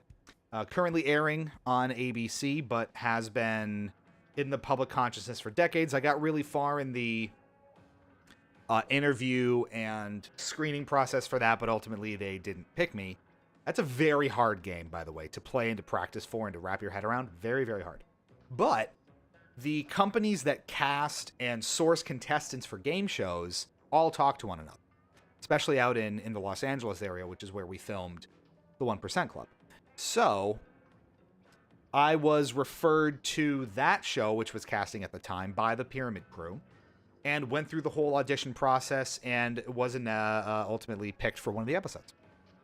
The audition process was a couple Zoom interviews with a casting producer for the show that basically ran you through what was basically the show's question set. Logic puzzles, brain teasers, riddles, you know, kind of like logic and comp sci oriented questions where they're a little tricky or they're a little precise and things like that. So for example, one that really sticks out in my head from the audition process was they showed you a picture of an umbrella with 8 colored panels on it, like each panel's a different color, from the top down. The question was, when viewed from the side, which of the 4 panels is in the correct color order? So you would get 4 different choices, and you would have to line them up correctly based on the top-down view. So you have to use a little critical thinking and visually space it out for yourself. Did really well, obviously well enough to make it on the show. And that was, I think, like I said, early 2023. So it was set to film, I think, that fall. But the writer's strike that was they were experiencing pushed that back. So we actually didn't end up filming until February of this year. So it was kind of a year gap between initially auditioning and actually going out to LA to film the show. So once we were out there, it was a really interesting process where if you've never been in a situation like that, you really get a feel for exactly how much work goes into what seem like really straightforward shows that you've seen on the air forever, like Jeopardy's, Forte, and when am I going on Jeopardy? I gotta try out for that again. Spoiler, maybe not. No. I've since tried out and am in the contestant pool for other game shows. I'll just leave it at that. So going out there, you go onto the studio lot and you, in our case, if you want to look up the 1% Club, you should, just to sort of get an idea of how it works. But there are 100 people on the show all at once, and you are tasked with answering, you know, a series of logic puzzles and brain teasers and riddles. Get one wrong answer, and you're out for the whole contest. And then it slowly whittles down the contestant pool to the last few, and then they go on to face the last question, where the conceit is, excuse me, they get progressively harder, the questions, based on the percentage of Americans that got it wrong.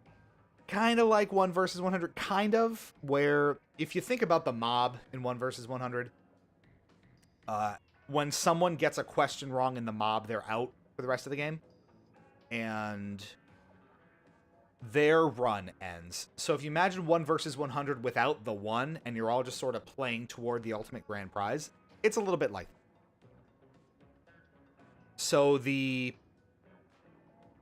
there were 100 of us, and the questions went in order of difficulty based on how much of them, they did like polls across America, like Family Feud does or something like that.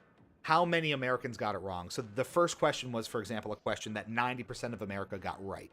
The next question was one that 80% of America got right. Then 70, then 60, and it kept going.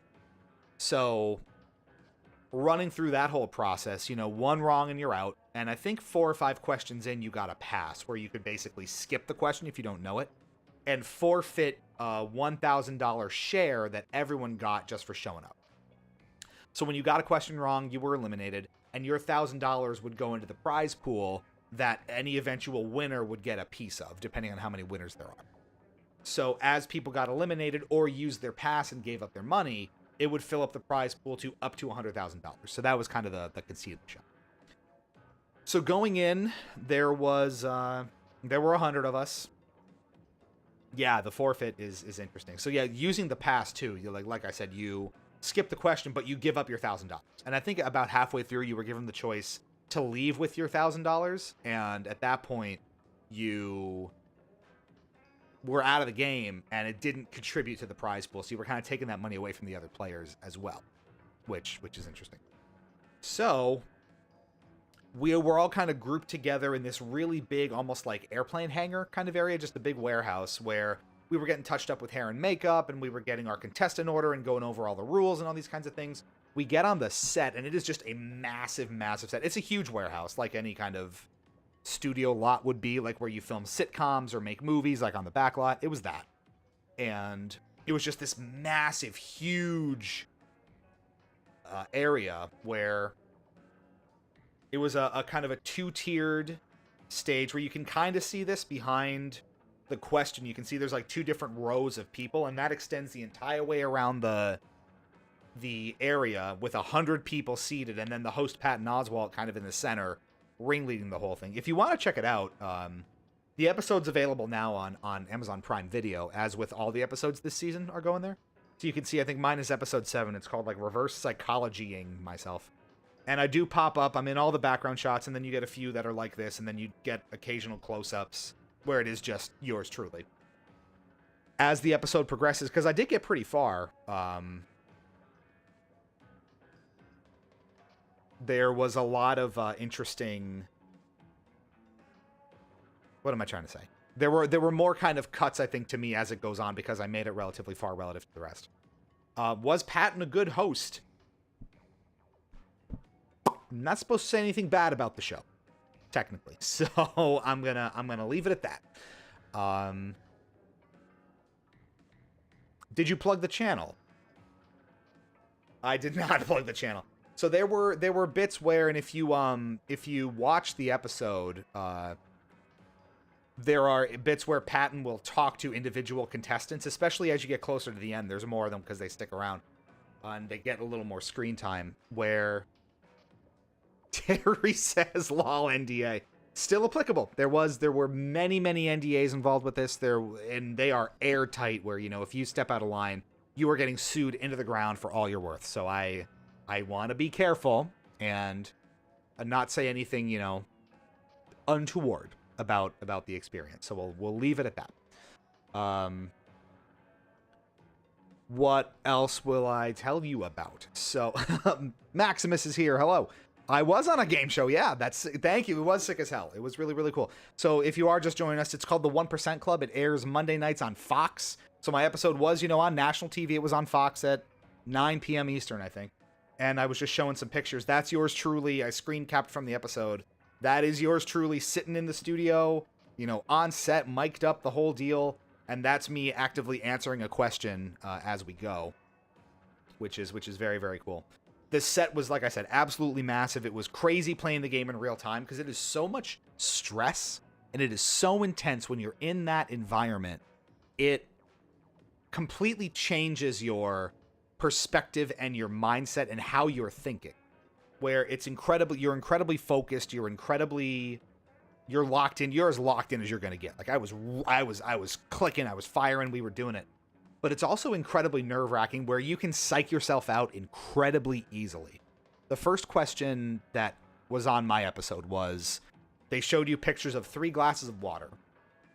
Each glass had different objects in it. One had I want to say like 2 limes in it. One had 2 eggs in it. One had like a lime in it, and one had a penny in it. Which glass had the most amount of water in it? So, the answer is the one with the penny because that displaces the least amount of water. They were all filled to the same level.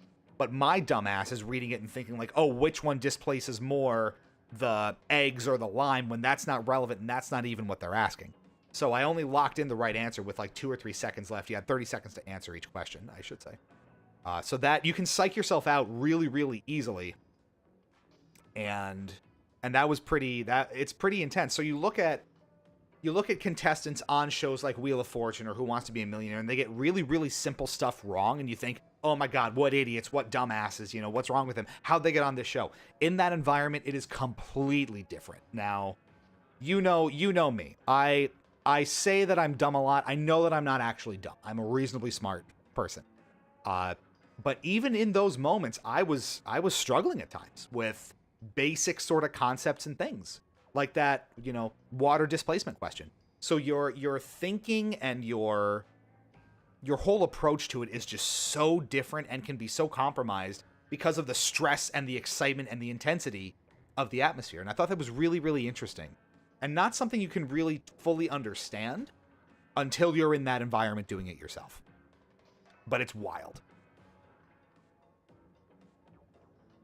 Why you keep putting the shift question in. So I only screen grabbed 2 of my shots before doing this. I just kind of grabbed them quickly. So I have that shot I just like because it shows me relative to the rest of the show. So it's not just like a quick insert of myself like this. You can actually see me on set surrounded by, you know, other people and the environment. So it's just a little perspective. You have more in Discord. Oh yeah, because you took like actual pictures of the screen, right? So ! Discord. Maybe we'll put some up in the channel. That might be fun. Why would you plug the channel when you could plug your music? Actually, so here's an interesting one I can tell you. If you watch the episode, and again, I really encourage you to. It's again the 1% Club on Prime Video. If you have Amazon Prime, you get Prime Video, and my episode's up there. You can watch and you can find me and see me. It's actually really, really, really cool. A lot of the contestants, when they had their one-on-one discussions with Pat and Oswald, were asked, you know, what would you do with $100,000? This is not something they're making up off the top of their head. They, all throughout the interview process, from like your initial application, one of the questions was that you typed in, what would you do with $100,000? And so you have had this answer refined and focus grouped and checked off months, if not years in advance. It was a full year in advance you've had this. And so when you hear people like, oh, I'm going to Puerto Rico, or I'm going to be a drummer, and they're given all this context you don't care about, you're coached to do that. So the producers of the show, especially when you're on set, will tell you how to phrase your answer such that it plays best to the audience at home and gives you a little personalized, humanized context. So you're not just spouting words and sounding unpolished. Although they get some creative editing in there as well.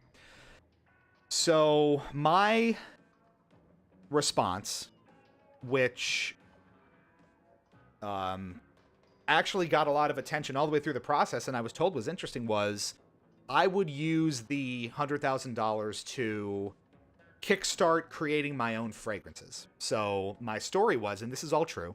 I'm sorry if you tuned in for Splatoon and you're getting me talking about my game show experience. I'm sorry, but also I'm not, because this is really cool and it's a cool thing to talk about. So my whole thing was, and this is all true, during the pandemic, one of the ways that I personally coped with the stresses of that time and the uncertainty was I got really into fragrances, which was a 300 IQ choice when we're all 6 feet apart from each other and wearing masks, right? Just brilliant stuff. But I got really into it. Not just buying a lot of different fragrances, sampling a lot of them, because at the time you could buy little like 1-2 milliliter vials off of eBay to test. Especially rare ones, discontinued one, whatever.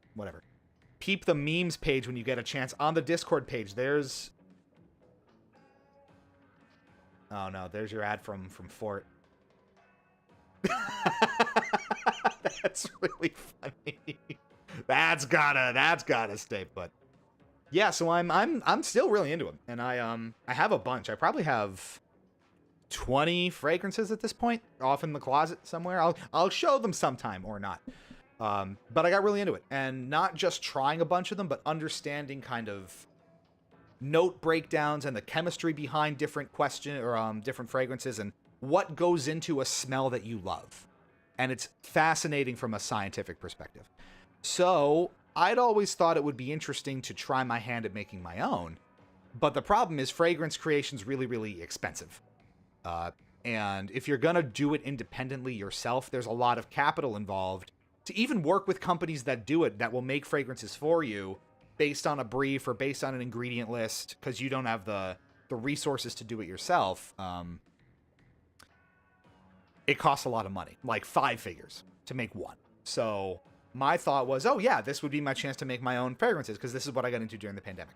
Everyone loved it on the crew and staff of the show up until taping day. So I was on set, and the producer that walked over was sort of refining people's answers for the people they wanted to put on camera. So they went to certain people throughout the crowd and started to talk about those questions and coach them up to talk to Patton. So they were talking to me, and, you know, I was going over my response, and, you know, they were giving me suggestions on how to phrase it. But the entire time I was having that discussion with the producer, the feedback I kept getting was, so you're basically on Shark Tank being here. And I tried to stress, like, no, not really. It's not that serious an endeavor, but it's an interesting hobby of mine, and I thought it would be cool to try, because you need a lot of upfront money to do it. And I suspect that I was not given on-camera time with Patton because they thought, kind of nebulously in the back, that I was going to try to plug this fragrance brand I was building, or that they thought it sounded a little too much like Shark Tank. Even though, you know, if you watch the episode, some other people are like, you know, I'm going to go build a house, or I'm going to open an animal shelter, or I'm going to do XYZ with it. So it didn't come to pass, and that's fine. Did you ever go to Notology? That's a fragrance store in, like, is it like a beauty store? Is it whatever it is in Scranton? Actually, funny story. Sarah, Miss Nephroptosis, for my birthday one year, got me, like, create your own fragrance card. Like a create your own fragrance experience from Notology, and we haven't gone yet because I want to go with her. So we are going to go one of these days, because of all things, she did get me that for my birthday, which I thought was incredibly thoughtful. I think last year she might have got that. But I'm getting off track here. So why was I mentioning all of this? I don't even remember what we were talking about.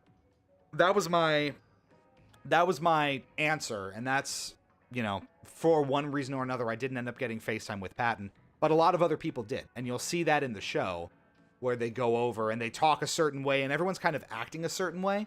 That's all coached. You know, you're encouraged to be as nuts as you can. Go off, be charismatic, be energetic, scream, yell, get hyped, whatever, because they want, you know, energy and fun, because you're also your audience. There was no separate audience for this. The 100 contestants were the audience, and ironically enough, when you were eliminated, you were expected to be just as cheery, just as loud, just as energetic for the rest of the show, which was a tall ask for some. But regarding my own kind of performance on it, you'll see if you watch the episode, I did not ultimately win. And as you know, as I was explaining the rules, if you don't get to that final question and win, you essentially walk away with nothing unless you pull the ripcord with the grand. So I did eventually get eliminated. I think there were 20 people left, thereabouts, when I got out. So I made it more or less to the back quarter of the game. I think there were 4 questions, including the last one out of 15, when I got eliminated. And the question, which I will never, ever forget now, is... and I don't remember the specifics, but it was a time zone related question. So it was something like, New Zealand is 19 hours ahead of Seattle. You get on a 12-hour flight from New Zealand that lands in Seattle, that leaves at 9 p.m. Friday. On what day do you land in Seattle? Something like that. And I thought about it the wrong way, where I didn't realize that if it's 19 hours ahead, you're kind of going back in time and across time zones backwards instead of forward. So I pictured the plane going through like ahead and losing those 12 hours instead of gaining them. And so I ultimately did get it wrong. Convinced and sure enough in my answer that I didn't want to use my pass, which I did have at the time, thinking I wanted to save it for an answer that I had, or a question I had absolutely no idea about. And I just had the wrong approach from the get-go, and didn't listen to my really conservative screaming in my ear being like, don't take a risk, use the pass, live to answer another question. I took a risk and it didn't pay off. So that was my ultimate kind of demise, and I will admit, too, it was really, really hard to bounce back from getting it wrong. Like, in my own head, sort of mentally and emotionally, because I knew every other question, including the 1% question at the very end. No questions asked, pun intended. Had I gotten that question right or used my pass, I would have gotten everything else right, and I would have won the grand prize. In our case, in our episode, 2 people made it to that final question, and both of them got it wrong. So if everything else being equal, I got to the end and I got it right, I would have won the entire prize pool, which was $98,000. So it took me basically up until the episode aired last night, because I was debating even advertising it all. I was ready to like bury this and never mention it to anybody and just let it happen. And if someone happened to see it, great. But I was ready to just kind of bury this forever. It took me that entire time. So having filmed in February and it airing last night, basically all of that time, I've been beating myself up mentally, emotionally, and just beating myself emotionally senseless about it. Feeling just so stupid. For, of all things, with how much I travel, getting a time zone question wrong. I was distraught. I remember leaving the studio and just kind of walking around downtown LA, or that area of LA, just in a haze for like an hour or two.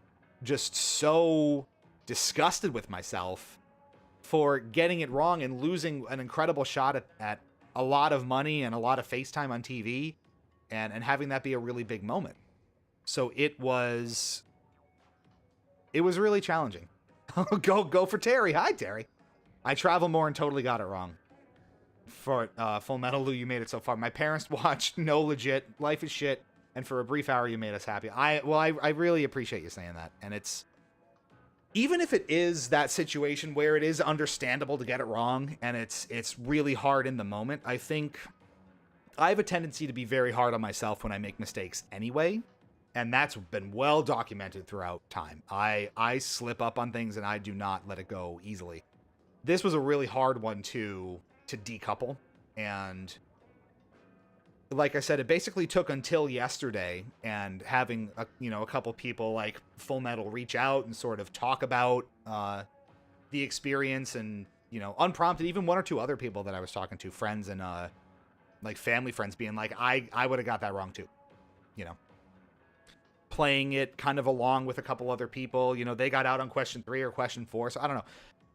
The perspective in hindsight now I think is easier to stomach, but to keep it 100, it was so painful to have to kind of reckon with that.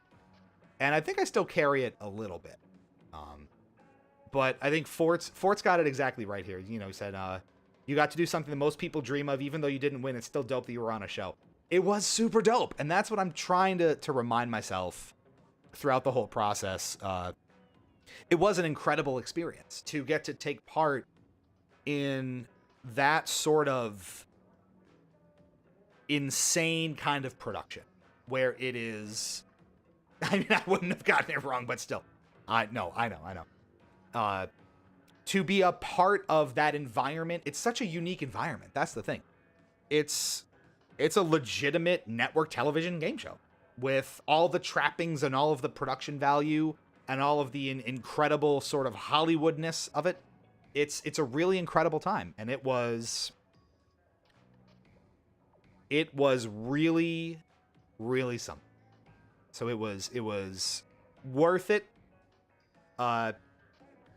And I hope I get the opportunity to do it again with a different show down the road. What's nice about it, like I said at the top of explaining this, was you get put in like contestant pools, and they pass your name around to different shows. So, I was contacted by other shows after taping the 1% Club. So like I said, and I'm in the pool for other things as we speak. So that may manifest in the months and years to come. Who's to say? Positive energy. And again, even if it wasn't something where you are kind of the center of attention, where there's 3 people that play Jeopardy only, there's 3 people that play Wheel of Fortune, there's 1 person in the hot seat on Who Wants to Be a Millionaire, Deal or No Deal, something like that. It's still just so incredible to take part in, and to experience something like that, it's just otherworldly. And, you know, we're production nerds here. Justin and Teresa own a production company, and we're kind of intimately familiar with the trappings of what goes into everything from a music video to a live concert series to a podcast in a dedicated studio space. You know, we've run the gamut with Justin's company. But something on that scale is tremendous. Huge, some might say. And it is really incredible to be part of. It is true. So ask more questions if you have more questions. I'm happy to field them now. I'll answer what I can. There is a little bit of NDA involved, as you saw. Can't wait to see you in the reboot of Hollywood Squares. I would love that. Squares is so much fun. I am also a game show junkie and kind of a game show nerd too.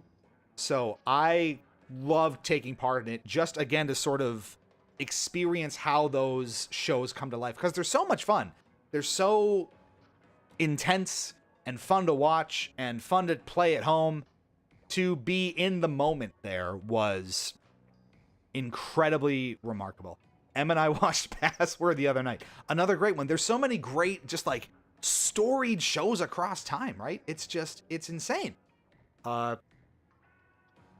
dream is still Who Wants to Be a Millionaire for me. That is my all-time favorite game show. I don't think they're doing public casting. It's all like celebrity episodes, I think, that air. But if it ever opens up, you know your boy is hopping on that. Supermarket Sweep was really, really good too. Sweep wouldn't work well now since a loaf of bread is $12. Inflation hits game shows too. Hollywood celebrities and streamers, screamers. What do they know? Do they know things? Let's find out. I would host something called that, just to have the challenge of saying that specific title every night. I really wanted to be on Supermarket Sweep as a kid. Didn't we all? Legends of the Hidden Temple, Guts, like the Nickelodeon game shows. What was it? Not Double Dare. Well, obviously Double Dare, but what was? Oh, God, I'm gonna lose my mind. I'm trying to think of the show. It was Figure It Out. Remember Figure It Out? That was the shit. But no, Wheel of Fortune, Jeopardy. Even some of the smaller ones on Game Show Network I love, like Catch 21. What's the crossword one name that Leah Remini hosts? I forget. So many great ones that are America Says is fun. A lot of fun ones. But yeah, ask more questions. Still talking about it here. How did you get on the show? I think Full Metal asked. So let me walk you through the whole arc of how I actually got there in the first place. And what were they saying? Legit, my parents talked about it with me, kept my dad engaged. He wants to watch more of the show now. We need it. And again, I'm so glad that worked out that way. So perfect timing, opportune moment. So how did I get on the show? So actually, it by happenstance, one of my friends that I went to grade school with, her name's Melissa, she was on $100,000 Pyramid a couple of years ago. And she had a full episode with, I can't remember who the celebrities were, but hosted by Michael Strahan. You know, she was in it. And she referred me, because when you're on those kinds of shows, you often get asked to refer friends or family or whatever to the casting process. So she referred me to Pyramid. And that's where I auditioned and went through like 5 or 6 different interview screenings and practice rounds until I ultimately wasn't chosen. From there, the Pyramid producers referred me to the people casting through the 1% Club. I went through the 1% Club audition process and got selected from there. Now, in part, I think that helped because the contestant pool was a lot wider. I think they filmed 13 episodes, and there's 100 people per episode, so you have to fill 1,300 seats. Not as competitive as something like Pyramid, where there's 100 contestants, maybe less, per season. So even something like Wheel of Fortune or Jeopardy, where they have a bunch of these episodes, but there's only 3 on per show. So I ultimately got on it because I was referred for Pyramid, didn't get it, but Pyramid referred me to this show, and I did get through the audition process. That's how it worked. So I don't actively have any referrals because the 1% Club wasn't taking any, and nor the other ones that I was talking to. But you never know. Could widen that pool out. Yeah, Shop Till You Drop was fun too. But it was a really interesting time. There were a couple of other questions. Hold on. Oh, what's the deal with the crazy lady throwing herself on the floor? And was the host nice? Patton was... He was not nice. And that's all I'm going to say. So regarding the girl throwing herself on the floor. So there were 2 people that made it to the final question, like I said. One guy and one lady. The guy was a self-driving car designer. Very reserved, quite shy, but very nice. I talked to him a little bit during one of the breaks in filming, and he was just really, really nice, but kind of reserved and quiet guy. The other person, the girl, was a substitute teacher, I think, or a special ed teacher or something like that, and she was very outgoing, very a much louder kind of personality, and she was very full of emotion, let's say, and very, very energetic, like complete opposite ends of the spectrum. Yeah, so in between takes, or in between breaks in filming, when she got to the end especially, they brought you down, and you'll see this if you watch the episode, they bring you down from those 2 rows onto the main floor of the stage with podiums that you stand in front of. And I don't know if it was nerves or hype, or if that's just how she kind of was, but she was like spinning around just in circles at the podium, and like sitting on the floor and like laying on the floor, and like just, you know, getting all hyped and excited with like the audience cheering. And obviously they very carefully cut around all that in the show. But 2 very different personalities that made it to the end of the episode. And again, neither of them got it right ultimately, so no one won any money on the episode, which was the case. So that was interesting, and it was cool too, because the people that I met along the way were all really great. So there was one or 2 guys that I ended up like kind of friending on Facebook, and I still talk to from time to time. But in between those breaks, you know, and you'll see there was a girl sitting next to me, and there was a guy sitting next to me. On my left, it shows on the right on TV, right? Those 2. So the girl to my left, your right, if you're looking at it, she was really, really sweet. I think she got out on the same question I did, so we both made it pretty close to the end. And she was really, really nice. I think her husband was actually on the same episode. He was like 6 chairs away on the lower row, and he got out a lot sooner than she did. She lasted a lot longer than he did, which was fun. But she was really nice, and we were kind of hyping each other up and sort of checking in every break. We were like, how you doing? You good? You feeling good? Oh my God, I'm so nervous. This is crazy. Da-da-da-da-da. So that was really fun, and she was very friendly. They had a newborn at the time, so I think their kid was only a couple months old when they went to go tape this. So this was a big, like, no kid mommy and daddy outing on a game show. Go figure. The guy next to me was very kind of stoic, very not reserved, but just like kind of chill and laid back and, you know, whatever. Not really vibing. Yes, the dude next to me was the guy that got stone-faced when he got knocked out. He was knocked out relatively early, and once he was out, he was completely done. He sat in total silence, more or less. Not a lot of clapping, no cheering, no going nuts. So that kind of limited, you know, there aren't a lot of sweeping shots on my section. Probably because he was really kind of gritty and angry about it. So that was interesting. For my part, I still fully played along after I got eliminated, where I'm still clapping, I'm still cheering, I'm still going nuts. Because you gotta take part in the fun. It was so cool. So it, you know, even if I was dying inside actively, which I was, you're still swept up in the chaos of the moment, right? So everyone around you is screaming like, go, go, go on the final question when they're deciding whether or not they're going to go for it. And everyone's still screaming. And there's like the comedians and hype people running around going nuts. It was really crazy. So you can't help but get swept up in it. And then it all came crashing down mentally later. But, you know, you got to play along and you got to have. Lou legit has some great photos from that show, like clapping and wowing. Just made it so far and so proud. You're very nice. You're very sweet. Thank you. Thank you for propping me up. It was really something. But it was super cool. And if you are interested, it's the 1% Club on Prime Video. It is the most recent episode that's out, episode 7. And I'm, you know, now that like the trauma response is over, I'm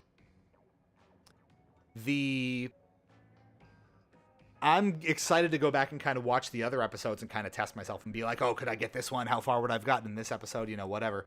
Because even when the first episode premiered, I remember, I think we were down the beach for Sarah's birthday, and hearing, because they played all the sound cues and all the music on set. So hearing the sound cues, hearing the effects was like, I was tensing up. I was like, oh, God. It was tough because I still wasn't really over it at that point. How fast did it all happen? Here's a good question. Go for Terry. When we sat for 2:30 during a commercial, was that 2:30 for you? No, it was not. So all of taping, so they condense it down to about a 45-minute episode. It's a full hour with commercials. I think it's 46, but they're typically 44 to 46 minutes. The entire taping was just short of 3 hours. So we the producers go through the rules for the 20th time. We probably had the rules and the mechanics of the tablet and how to type answers in and what to do and what not to do explained to us 5 different times day of from 5 different people, and at least 3 or 4 times prior to taping day.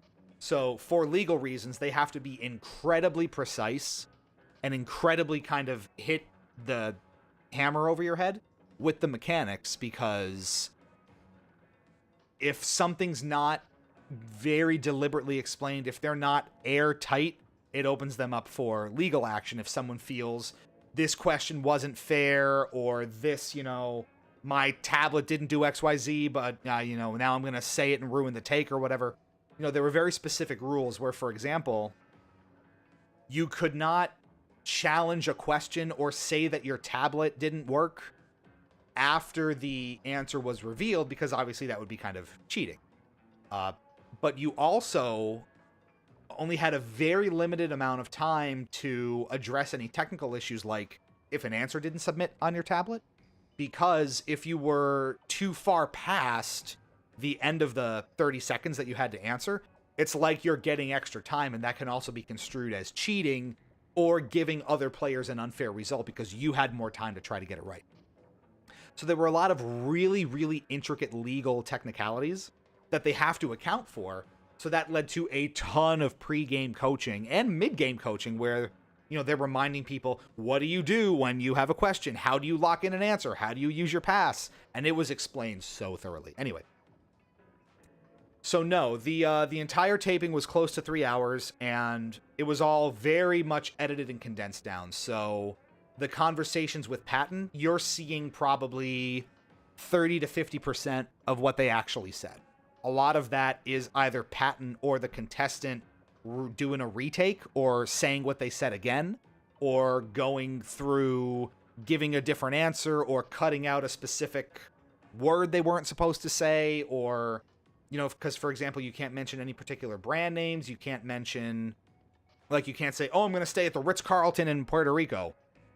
Ritz-Carlton's not sponsoring it, so you can't mention a brand. You have to just say, I'm going to Puerto Rico. So you see a fraction of what was ultimately filmed, and there are big gaps in all of it. So, for example, you watch the episode, you see Patton read the question, the 30 seconds, it, you know, calculates how many people got it wrong, and they run through it, and they add money to the prize pool, they keep going. That entire process, from question reading to how many people are out, shows on air as probably 60 seconds. In the moment, it's probably 5 minutes, because once you answer the question, you sit there for probably anywhere from 2 to 5 minutes while they tally up the correct, incorrect answers, get the lighting cues set, because everyone has an individual spotlight on them, and they turn it off and get rid of the number behind you, because everyone's numbered 1 to 100. They get rid of that if you get it wrong. So they have to, get all those lighting cues set, and they have to ready the graphics, and they have to do all this. So there's big pauses in between you actually answering the question and them taping the result. So back to Go for Terry's question, commercial breaks were probably on the order of 5 to 10 minutes for us in the studio, sometimes a little longer. There was a break about halfway through where we got about 7 or 8 questions in, and that was the bathroom break. So to Full Metal's point, what if you had to go to the bathroom? Can you go? So only at that predetermined halfway point could you go to the bathroom if you had to. For an obvious, medical emergency, they would stop if they had to. But everyone had their cell phones and obviously all personal devices taken away from them. So you don't have contact with the outside world. You can't, get pulled away for something.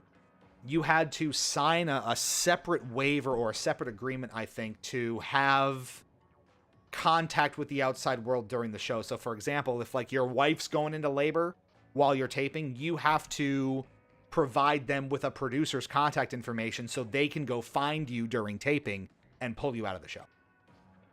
So in terms of actual breaks, there was only one in the middle where, again, you were 7 or 8 questions, and it was about the halfway point. So it was probably, the second commercial break is where we got to have 15 or 20 minutes to collect ourselves, go to the bathroom, get a snack. There were it was reasonably catered. How long was the break? Probably about 15 to 20 minutes was the break. And again, that's all 100 people going to use a very limited number of bathrooms, getting snacks, getting drinks of water, because you couldn't have water or food on set, obviously, because, delicate equipment, and you just can't do it.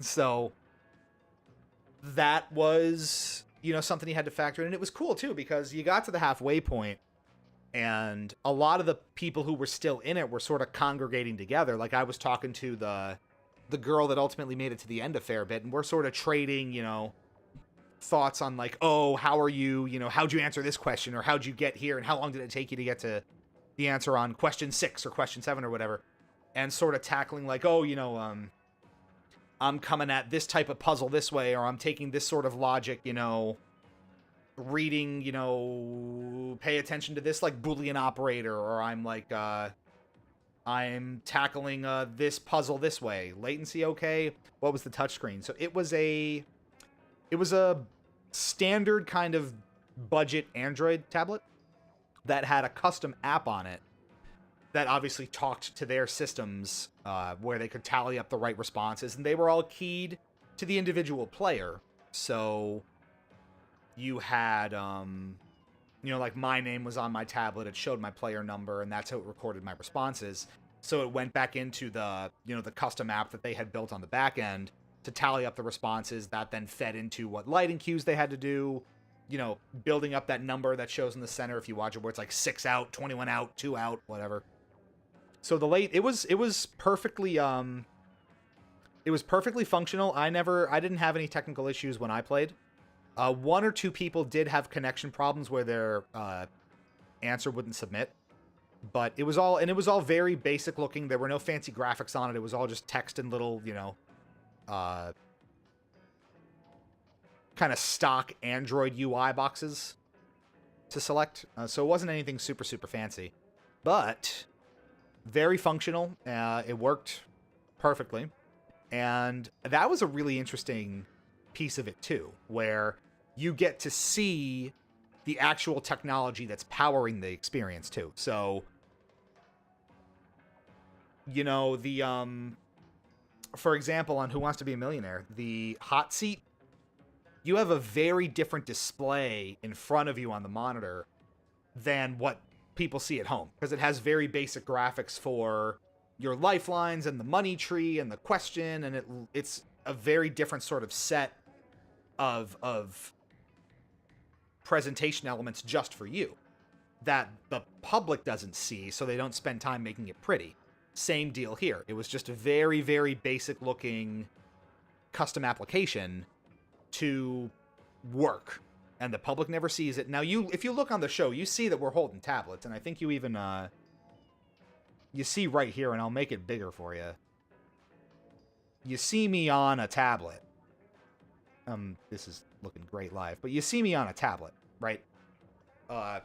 And that shows up throughout the show. So what I'm doing here is I'm like drawing out the lines of the letters that, you know, to make sure that I get the question right. So I'm like kind of just drawing it out visually, and I'm, you know, holding it real close to me because I'm a grandpa and can't see. I also will point out, for what it's worth, that most of my shots from the show I think are like this, where it's a little bit of an up-angled tablet, or an up-angled shot.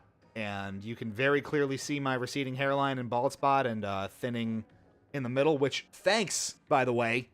That's a confidence booster. Nah, I'm kidding. Not all of them are like that. But, you know, it is what it is. But yeah, there's the tablet. And I'm putting this back. Does this not look great? Live OBS, folks. Nothing like it. That's like an Amazon Fire. It was a vertical tablet for sure, kind of reminiscent of something like a Fire HD8, but I don't think it was. It felt more like a Galaxy Tab, like one of those budget Galaxy Tabs that are, you know, long, reminiscent of something like the Nexus 7. There was a case on it, so you couldn't see the branding. I didn't know what brand it actually was. But actually, it was interesting because the case was one of those that folded over, kind of like those magnetic cases for the iPad, where they're front and back, like top and bottom, and covers the whole device. I was playing with that as like my fidget for the entire show, where I'm just like kind of messing with the case and kind of folding it back and forth and folding it behind to prop it up a certain way so that I can hold the tablet properly, and it was cool. The shift question almost got me. I was like, no, this is too easy. Is it sheet? I think someone did say sheet, actually. I think one or two people got it wrong, and I think they said sheet. So you're not alone in thinking that way. And that's why I was drawing it out, right? Because I was like, I'm trying to line them all up, and it's hard. Although I am a very visual kind of thinker by nature, it's hard to kind of move that over and line them up because the colors are there intentionally to kind of mess with you. So you're drawing it out and trying to line up those. The H and the I make it difficult. And then when you get to those just vertical lines kind of cutting each thing up, it gets tricky. So you want to make sure that you get it right. And even now looking at it, I'm like, oh God, how did I do this? But it looked a little crisper on the tablet, oddly. Like the colors weren't as bold. So it was reasonable in the moment, is what I'm saying. What else did you ask? Was it dark when the Seattle question betrayed you and the light went out? Yeah, actually it kind of was. So the light wasn't like blindingly in your eyes because it was kind of top down and you can kind of see how it was lit. But you're really kind of sitting in darkness there. So the lady in the middle that's out already, you're struggling to make out details on your clothes. It is pretty dark because it is in a completely dark and windowless warehouse. So when you don't have that direct kind of light source on you, because a lot of these lights are very, directional and they don't spread very much. It's dark. And especially for me, because I think everyone else around me was out at that point. So when there's others around you with their spotlights still on, it's a little brighter. But once I was out, most of my row was out. So it was really, really dark at that point. Surprisingly so. You might not think it, but again, it's complete darkness and the studio lighting is so precise, which if you've ever worked lights, this old high school stage crew stuff kind of coming back. It's pretty dark. So that was really drove the point home that you got it wrong. Let's put it that way. Let's see, what other interesting stuff can we talk about? Again, throw me more questions if you're curious. And again, I'm sorry, but also not sorry if you tuned in for some Splatoon, because we've probably been talking for like half an hour, 45 minutes at this point. But when else am I going to talk about being on a game show? It's just cool, important stuff. But it was really interesting. Let me see what else was cool about the experience. Again, it was reasonably well catered, again, to account for 100 people every day. And actually there were multiple tapings our day. So it was reasonably stocked with like breakfast foods, a lot of coffee, danishes, chips, that sort of thing, but no like paid lunch or comped anything. But it was all kind of there. And it was really fun because I just got to make a trip to LA out of it. So I spent a few days out there, caught up with a couple friends, and had the whole experience, which was very, very cool. It, like I said, it filmed in LA proper, in an area of the town where a lot of television production is done. So that all kind of made sense. And just a very unique experience. It wasn't surprising to me, just again, because you kind of understand how these things work, but it is incredibly condensed for television. Like I said, the full taping was close to 3 hours, and you see it cut down to 45 minutes. It's very heavily spliced, though. And I think you can kind of feel it on the show sometimes where momentum in a conversation kind of cuts off abruptly, or there's, a sudden swell of a sound effect, or applause cuts off early, or whatever the case is. It's very, very heavily nipped and tucked, which happens when you have a lot of people in one space to account for, a lot of inserts of individual people to go from kind of wide shot to wide shot and keep the flow going. So in that sense, the editing was pretty predictable, but also, you're just accounting for 100 people all kind of doing things and moving around, and 100 different people to manage close-ups of as well. So I have to imagine editing this shit had to be ridiculous to try to pull it together. But it's all professionals, they know what they're signing up for. I just would love to kind of get a glimpse into how it comes together in the editing room, because you have so much footage. There's a ton of cameras. We didn't really see them. And I think you can kind of see if you look at the set. I don't have a picture of it, but there's sort of LED walls and things kind of up all around you, and it's multiple stories tall. The cameras and all the production stuff are behind those walls. So they have platforms and risers where the control room is, and all the cameras are positioned, and there's a ton of cameras, because there's a lot of different angles that they work with. So it was quite the production. And the scale of the set was what impressed me the most, I think. You'll often hear with smaller scale game shows like Jeopardy or Who Wants to Be a Millionaire or Wheel of Fortune, same with any sort of TV set, that it's a lot smaller than it looks on TV. The Jeopardy set is very small. The Who Wants to Be a Millionaire set is really small. It's just a few paces to get across the whole thing. This set was massive, and if nothing else, I don't think TV does a great job of conveying how huge it really was. It was a massive, it could have been an airplane hangar. It was a full-on, like, studio backlot set, absolutely massive. Multiple stories of lights rigged up, and it's gotta be, multiple stories off the ground. Everything is. It's just, it was insane. I couldn't take pictures of the set or show it off at all. If there's some behind the scenes footage of it, let me maybe look really quick. I imagine they would want to show off the set because it's really crazy.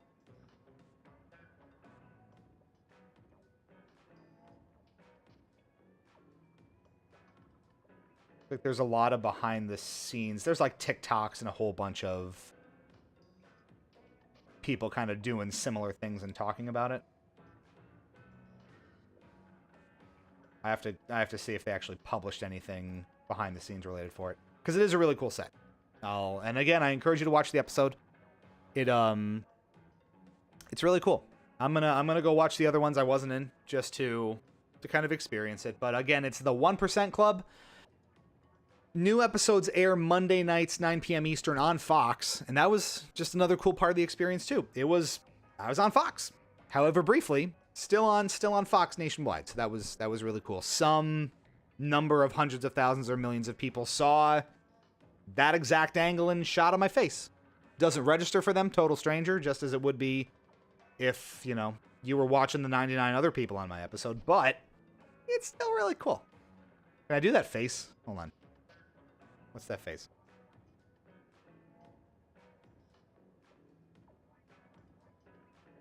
Am I doing it? I don't know. God. What a face. What a guy. But yeah, 1% Club, new episodes air Monday nights on Fox, 9 p.m. Eastern. Or 9, it might be 9 p.m. local time, honestly. I don't know that it's based on Eastern. And new episodes go up the following day on Prime Video. So like I said, mine is up there now. If you have a Prime subscription, go watch it. Highly encouraged. It was good stuff. If there's other stuff on your mind about it, ! Discord is the way to go. I'll put up whatever content I can to sort of show you more of the episode or what it was like or whatever. That'll all be in there. ! Discord is not typed properly, so it's not going to give you that. There you go. What's Xerox saying? The shift question was immediately apparent to me. Visually, I can push them together. And yeah, that's what I was saying. I was doing the same, and it was a little easier with how it was presented there, but you obviously want to be 100% sure. So you're taking any tactic you can and any approach possible to make sure you're getting it right. So if I'm drawing it out and kind of scribbling 10 inches away from the tablet, I'm doing it because I better get that damn question right, because that was early enough where you couldn't pass either. So you didn't have the option to save yourself if you weren't 100% sure. You had to guess. So you're not putting something in until 3 seconds before you run out of time, and you're doing everything in your power. You're thinking about it as deliberately and as carefully and as fully as you can to make sure that you're airtight on your answer. It was interesting too, and maybe I'll wrap up with this before we kind of call it a night, because it's coming up on midnight Eastern time, and your boy's gotta go to bed. The nerves on that first question were unlike anything I'd really experienced. Now, the first part, or the first chance you get at something, your first try at something in that sort of moment is incredibly stressful. If you've ever been to a game tournament, for example, you'll feel this. Where I used to play like Pokemon competitively. So at the beginning of a tournament day, when you're in round 1, the stakes are really high. You got to come out of the bat doing well, or you got to come out of the gate doing well right off the bat. You need to get a win. You need to get some momentum. You need to not start off in a hole. So the pressure is on immediately to perform and do well. Same deal in this case, but even more so because you have a shot at up to $100,000.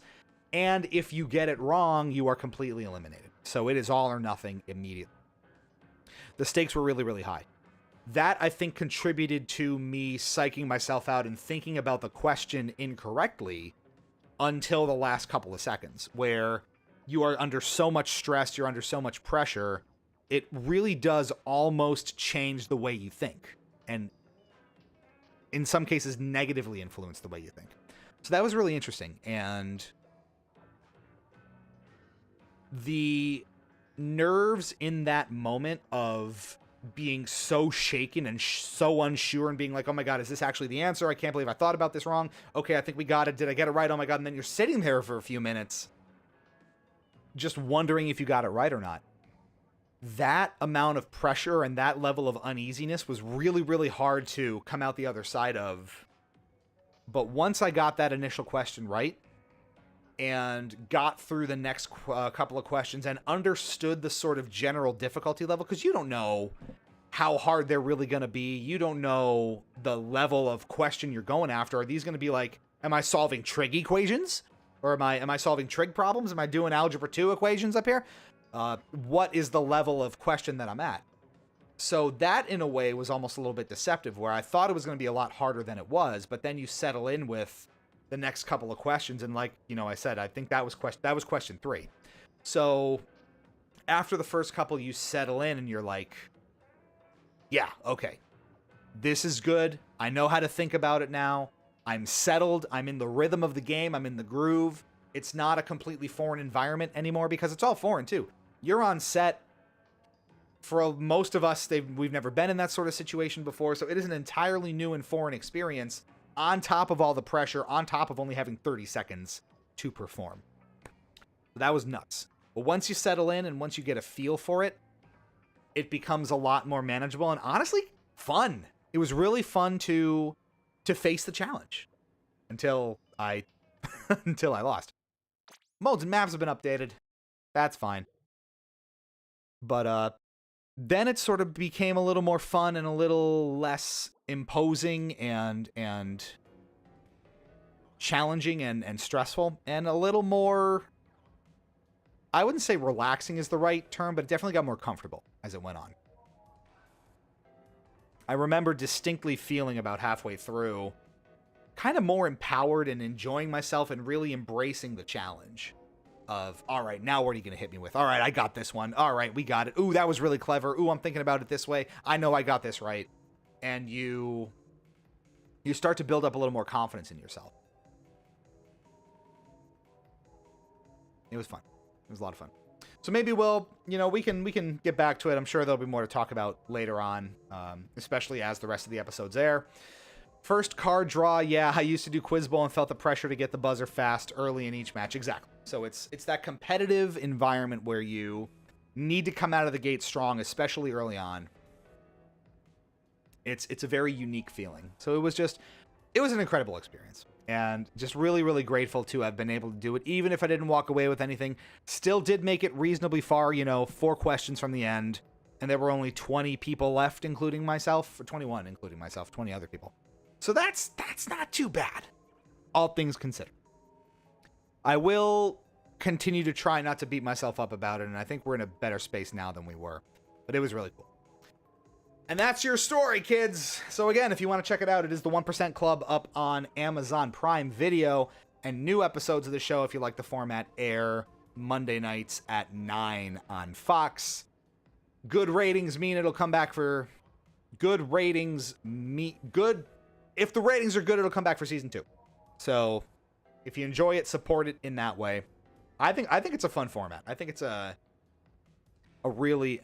And you know, there are a lot of Fox game shows that I don't necessarily vibe with, like The Floor, like Beat Shazam, like Name That Tune. I don't love all of Fox's game shows necessarily, but I really liked this one. And that's not an NDA talking. I really did enjoy the format, and that's why I pursued the application in the first place, because I was like, I like brain teasers. I like logic puzzles. Let's see what they're doing. I went through the audition process, very similar questions. I was like, this is really cool.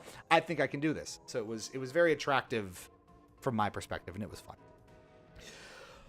Oh, I've talked long enough. Thanks for tuning in, everybody. This was really fun. Glad I got to go through all this with you, and I've been sitting on that show for quite a while. Like I said, I first auditioned probably February or March of 2023, so it's been a long road to getting that aired. I remember putting in my initial applications, like, if all goes well, I'm moving to New York City with my girlfriend in the summer. So that's some perspective for you. The whole year in New York City, and now we're in Jersey for a couple months. So that's it. We'll revisit it maybe in future if there's something interesting. But again, check out the Discord for maybe some additional materials. I'll post, you know, some screenshots and caps of it if I can, and we'll go from there. For future content coming up, make sure you stick with us. Make sure you're subscribed or followed or whatever on your platform of choice. On YouTube especially, we have our next review coming out next Monday of a decidedly, objectively retro game from the 5th generation of consoles, PS1, Nintendo 64, Sega Saturn. And after that, we're getting pretty close to the road to PAX East. Do I have the ad up for that? I do.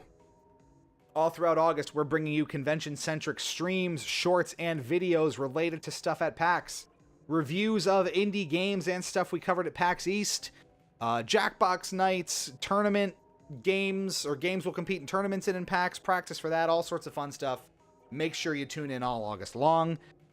for all of that content. And PAX West begins at the end of August, Labor Day weekend, out in Seattle, and we'll be bringing you content all 4 days. Thank you so much for tuning in. This has been Hypocritic GG, streaming on Twitch and YouTube. I'm CheatSpeak. Really appreciate you taking some time out to listen to me yammer on about that game show for like a solid hour. But I hope you enjoyed it, got a little perspective. We'll be back next week with another stream. We'll be back on Monday with a fresh review for you, maybe a short or two coming out of this as well. And that'll do it. Stay fresh, cheese bags. We'll catch you back here real soon. All right.